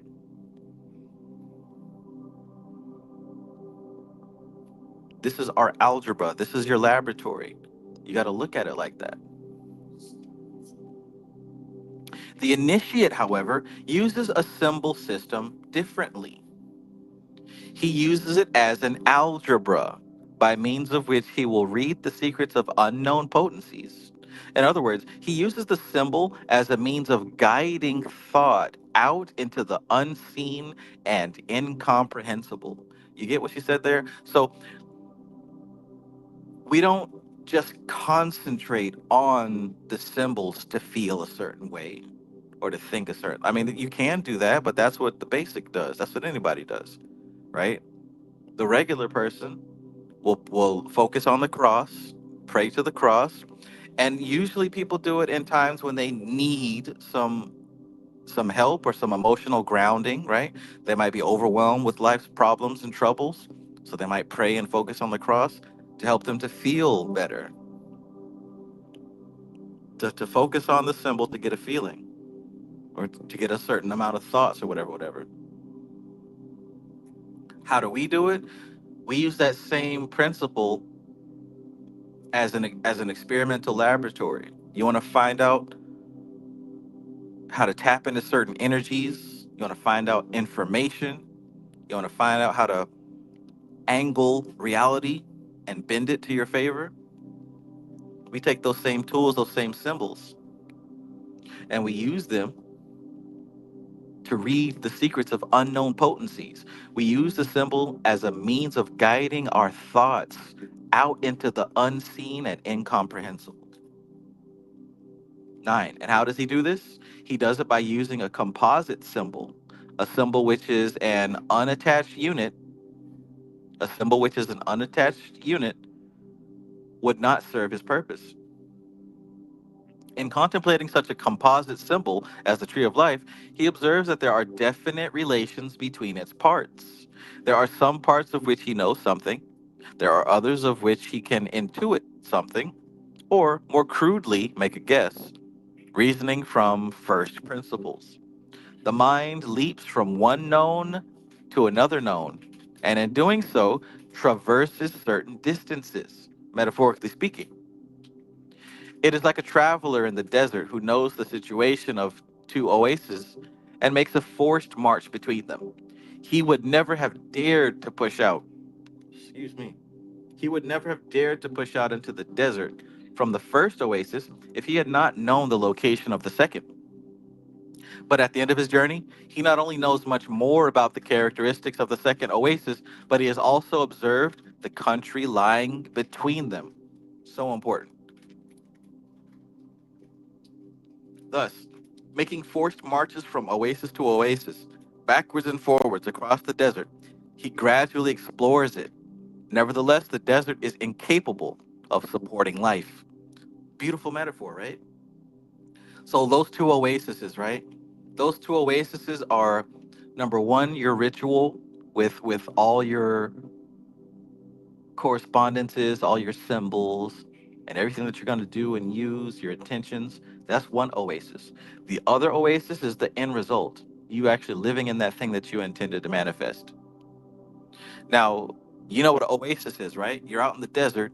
It's burning hot. You have no lotion, so your skin's cracking up, lips chapped to high heel. You're hungry. You're thirsty. and the sun is beating down, why would you leave one perfectly good oasis unless you knew for a fact there was something on the other side? If you didn't know, you wouldn't go because, hell, you have a chance of dying. But we push out into the unknown because we know that the other side exists. And I want you to look at your magical practice, your spiritual practice, and see if that lines up. Did you really leave your first oasis? Or are you still there comfortable? Right? Listen now. Listen to what I'm saying. Did you really leave your first oasis and make that journey to the destination? Do you even really believe that it's going to work? Because that's the thing. If you don't believe it's going to work, you're not going to step foot into the unknown. I hope somebody hear what I'm talking about. Somebody hears. I'm not going to say y'all don't. I know somebody does. But that's the difference. There's some folks who collect the books, who collect the magical materials, who know some of the work, and they might even, half-heartedly do some of it, but they don't really believe that the other side exists. So they never really leave that first oasis. The only way you would leave a perfectly good oasis and walk into the desert is if you knew that there was something waiting for you on the other side. Look what she says. Making these forced marches from oasis to oasis, backwards and forwards across the desert, he gradually explores it. So, on the upper hand, you're learning how long it takes. You're learning some of the different characteristics of this journey. You're learning so many different things about that empty space in between. You ever did a ritual for something that you needed? Like you needed it? And you have a choice. You can either trust and wait for it to come to pass, or you can give in to fear and doubt and failure and scramble and scrape and try to find something from your mundane toolbox. Them two choices, right? You can either trust your magic or resort to something that you probably shouldn't be doing anymore. And how many times have you fallen back to that thing, that doubt, that fear? Well, shit, I guess I'll just do this because I know this works. Well, why even start the ritual in the first place if you never had faith in yourself? How many people have had to make that choice? I tell you what, the more that you make that choice on faith, the more that you trust your magic, trust your spirit, and walk out on that faith, the stronger it becomes to the point where something really hits you from left field. And you say, I know exactly what to do. I know exactly what ritual, I know exactly what meditation, what symbol, I know exactly what to do. And on the outside, it looks crazy, right? It looks like you're about to fall apart. But on the inside, you know, you trust, and you expect for this thing to come to pass. And when it happens, what a feeling. What a feeling when it comes through that final hour when you need it now and your magic comes through. And what a relief when you're like, man, I'm glad I did not have doubt in myself and I didn't resort to my old ways. Has that ever happened to you? Maybe you haven't made it that far. Maybe you have. Circle of Mystics says, oh, yes, because when the signs, synchronicities, and opportunities show up, they may not have the level of consciousness to recognize and take the necessary action to follow through.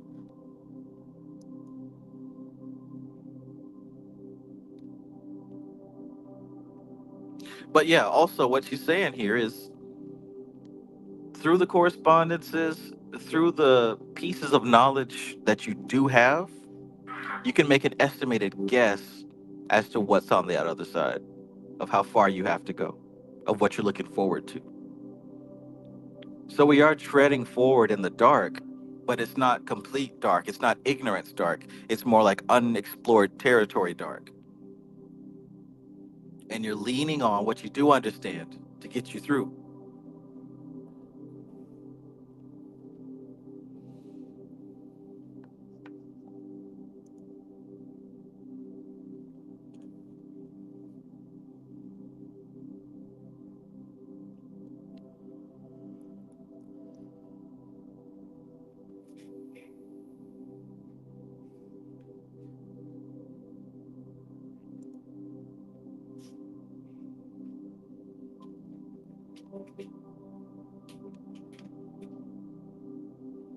10.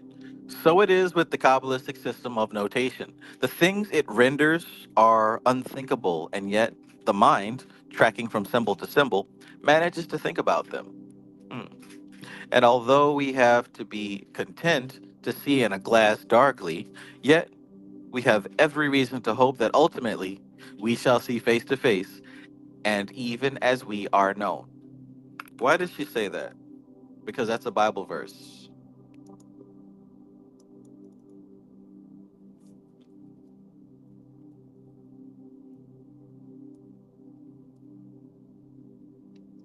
First Corinthians chapter 13, verse 12.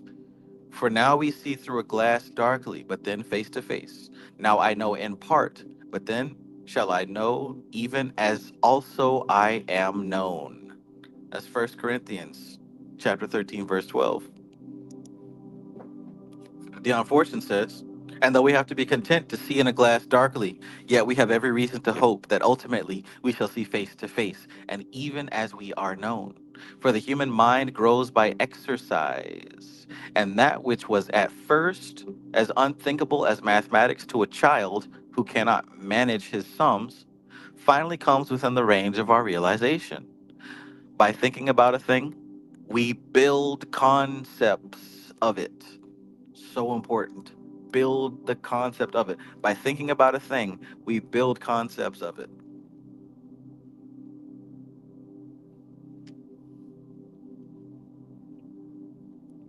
The human mind grows by exercise.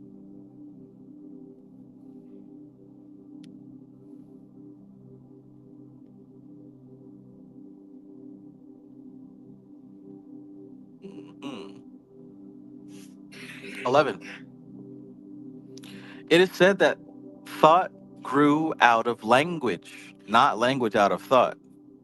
Hmm.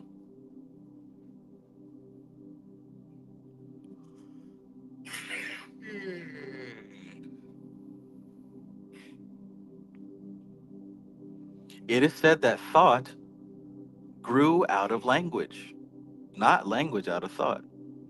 What words are to thought, symbols are to intuition.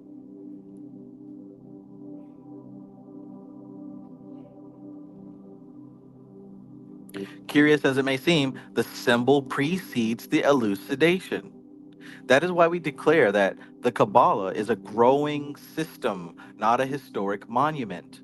There is more to be got out of the Kabbalistic symbols today than there was in the time of the old dispensation, because our mental contact is richer in ideas. How much more, for instance, does the Sephirah Yesod, wherein work the forces of growth and reproduction, right? How much more in Yesod, where we're talking about growth and reproduction, mean to the biologist than to the ancient rabbi? Everything that has to do with growth and reproduction is resumed in the sphere of the moon. But this sphere, as represented upon the tree of life, is set about with paths leading to other Sephirah. Therefore, the biological Kabbalist knows that there must be certain definite relationships between the forces subsumed in Yesod and those represented by the symbols assigned to these paths. Brooding over these symbols, he gets glimpses of relationships that do not reveal themselves when the material aspect of the things is considered. Brooding over these symbols, he gets glimpses of relationships that do not reveal themselves when the material aspect of a thing is considered. And when he comes to work these out in the material of his studies, he finds that therein are hidden important clues. And so upon the tree, one thing leads to another, explanation of hidden clues arising out of the proportions and relations of the various individual symbols composing this mighty synthetic glyph. She's showing you right there how you're supposed to use the symbology of the tree.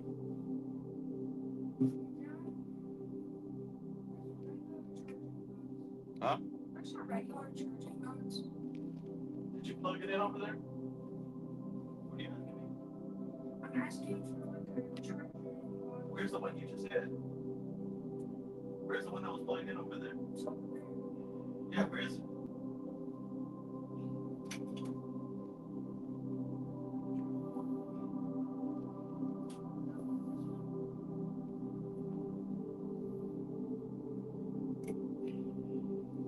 She is telling you right now how you're supposed to utilize this tree.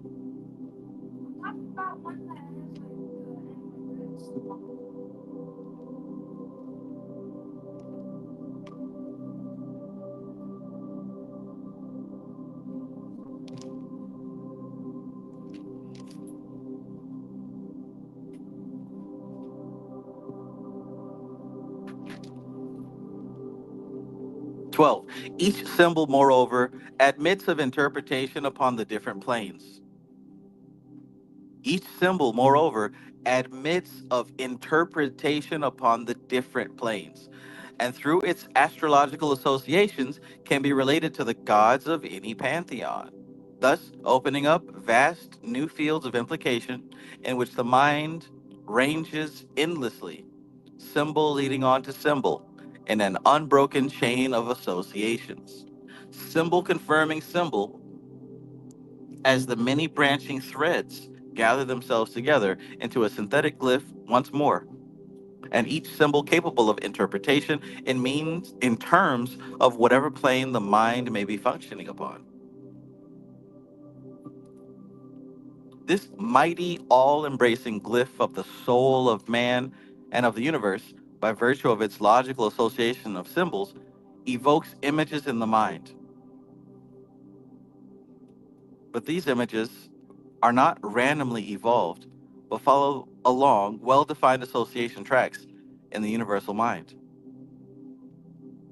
The symbol of the tree of the tree is to the universal mind what the dream is to the individual ego. Hmm.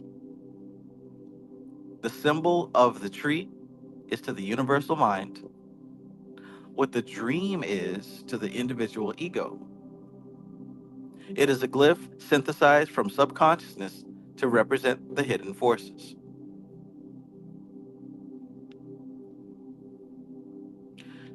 14. The universe is really a thought form projected from the mind of God. The Kabbalistic tree might be likened to a dream arising from the subconsciousness of God. I'll read that again. 14. The universe is really a thought form projected from the mind of God. The Kabbalistic tree might be likened to a dream arising from the subconsciousness of God, and dramatizing the subconscious content of deity. In other words, if the universe is the conscious end product of the mental activity of the Logos, the tree is the symbolic representation of the raw material of the divine consciousness and of the process whereby the universe came into being.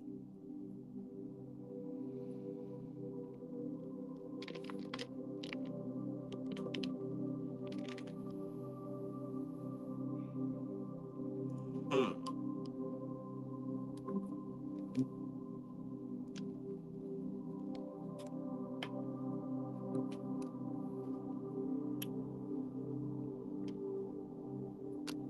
Mhm. 15. But the tree applies not only to the macrocosm, but to the microcosm, which, as all occultists realize, is a replica in miniature. It is for this reason that divination is possible. That little understood and much maligned art has for its philosophical basis the system of correspondences represented by symbols. The correspondences, and listen to this, the correspondences between the soul of man and the universe are not arbitrary, but arise out of developmental identities.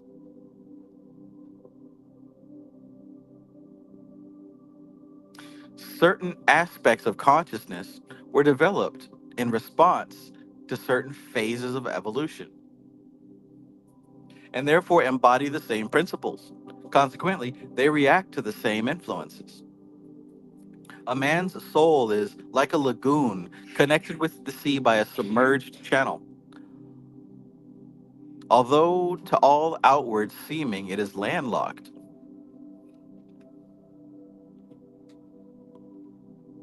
nevertheless, its water level rises and falls with the tides of the sea because of the hidden connection. So it is with human consciousness. There is a subconscious connection between each individual soul and the world soul, deep hidden in the most primitive depths of subconsciousness. And in consequence, we share in the rise and fall of the cosmic tides.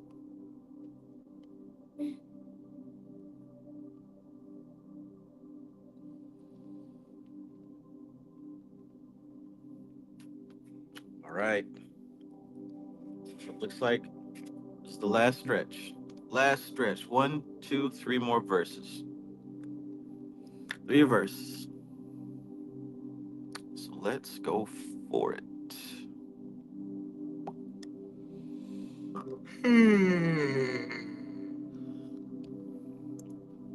Curse says 14 reminded me of the Kabbalion. Yeah, I can see that. That was heavy cosmic doctrine right there. She mentioned the logos. She mentioned the dream of the logos, the subconsciousness of God.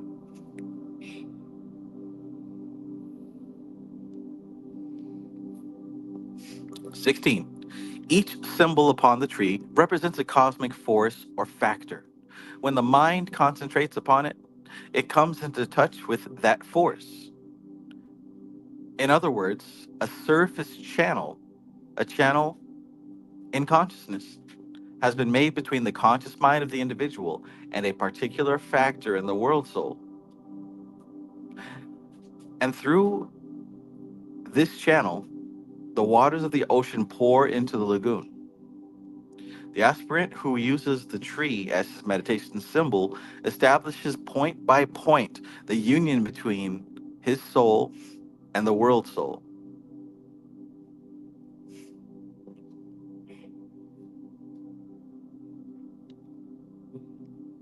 This results in a tremendous access of energy to the individual soul. It is this which endows it with magical powers. Man.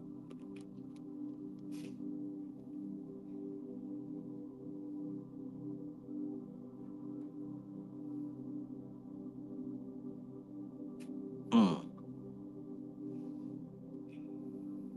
17.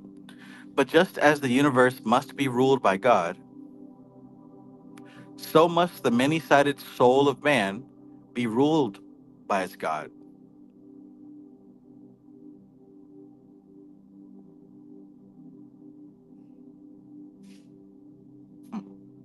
But just as the universe must be ruled by God, so must the many sided soul of man be ruled by its God, the spirit of man. The higher self must dominate its universe, or there will be unbalanced force. Each factor will rule its own aspect, and they will war among themselves. Then do we have the rule of the kings of Edom,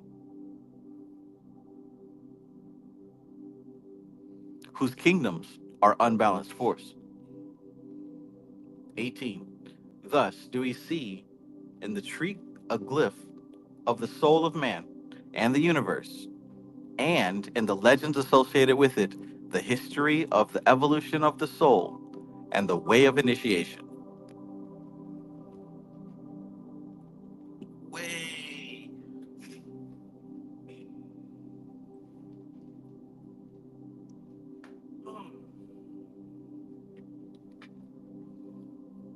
The soul and the way, the truth, the light. Excellent, excellent, excellent, party people. So that concludes the first three chapters. We will continue with the unwritten Qabalah, the negative veils.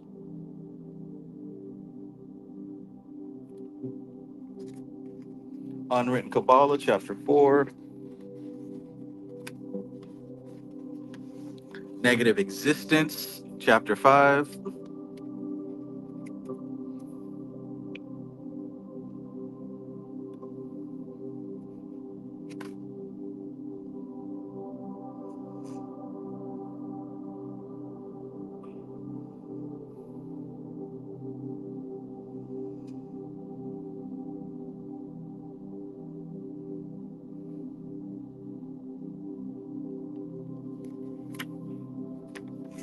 All right, all right. Jolly good show. Jolly good show.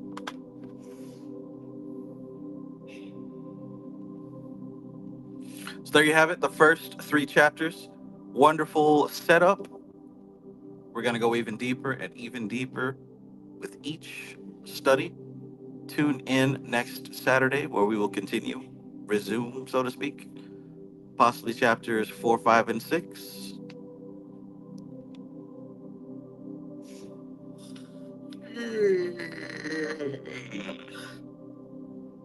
Good stuff, good stuff. All right. Thanks for being here. I appreciate you all. Have a great night. This is very fun for me. I hope it's very fun for you. We get to learn something, we get to tap in collectively. We'll be seeing more of this in the future. All right. So to be clear, nobody here really wants the audiobook version without commentary. Is that right?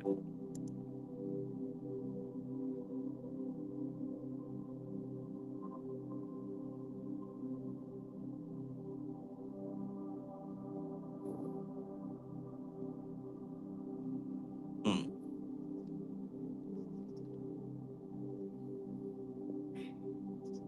Okay. All right.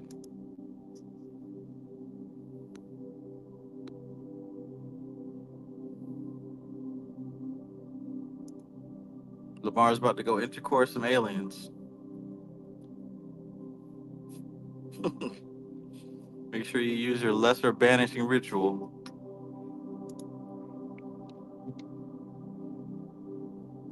Curve says I do. I didn't even hear you offer. Well, I got a poll at the top of the chat.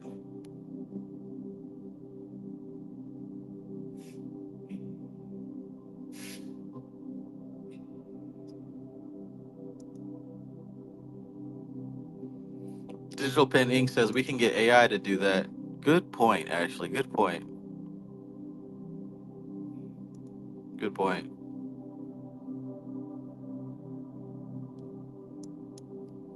T Love Child says I think I voted wrong. Uh oh. Monique, peace, peace.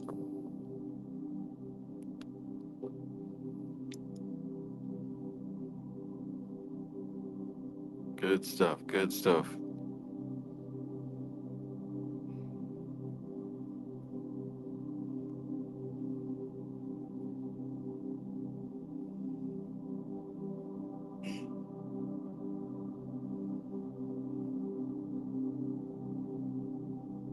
J.G. Wentworth.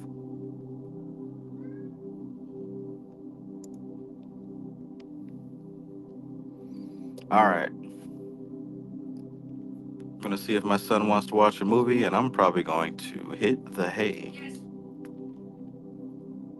He already said yes. Does anybody know if there's a movie about the back rooms? I've been fascinated with the back rooms lately. I watched this game that was like a gameplay of the back rooms. It was kind of creepy. It was the right kind of creepy. There weren't any monsters or anything like that. It was just very unsettling the whole time.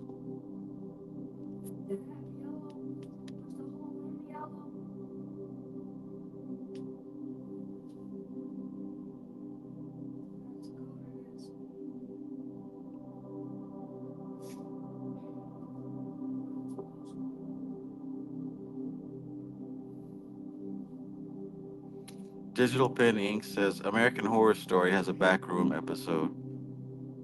Okay. But is it suitable for a 9-year-old? Does it have a bunch of like titties and throat cutting in it?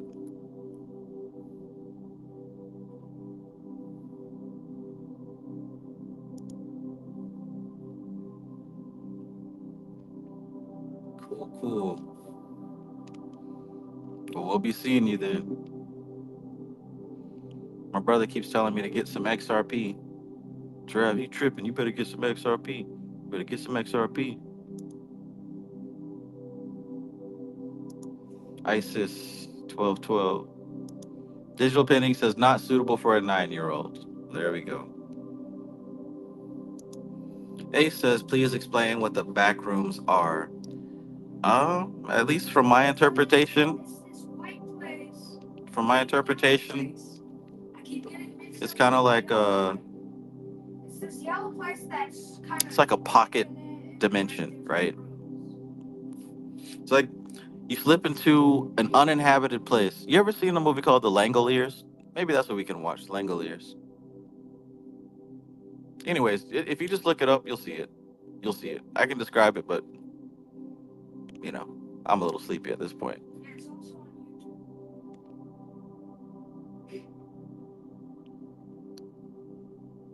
Liminal spaces, that's my jam right there. Bro, I had a legit dream about the back rooms like before I was getting into it and all that stuff. Man, what a creepy, creepy place. But anyways, yeah, let's wrap this up.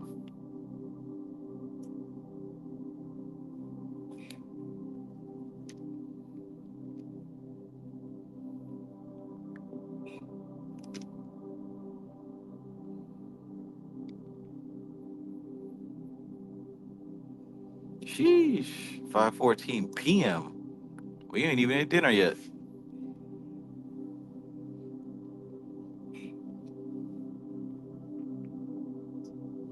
All right, y'all. It's been a good night.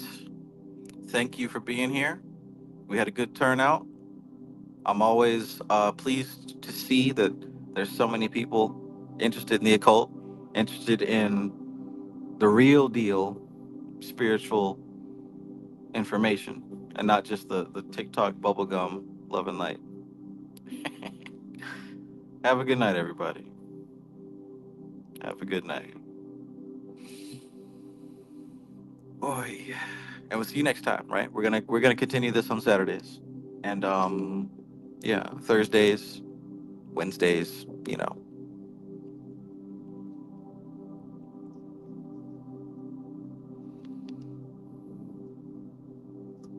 All right. All right, all right, all right. So peace to everybody. Thank you, thank you. This is TK Trav, aka Travis Magus, here with LVX777. Enjoy your night. I love you. Peace.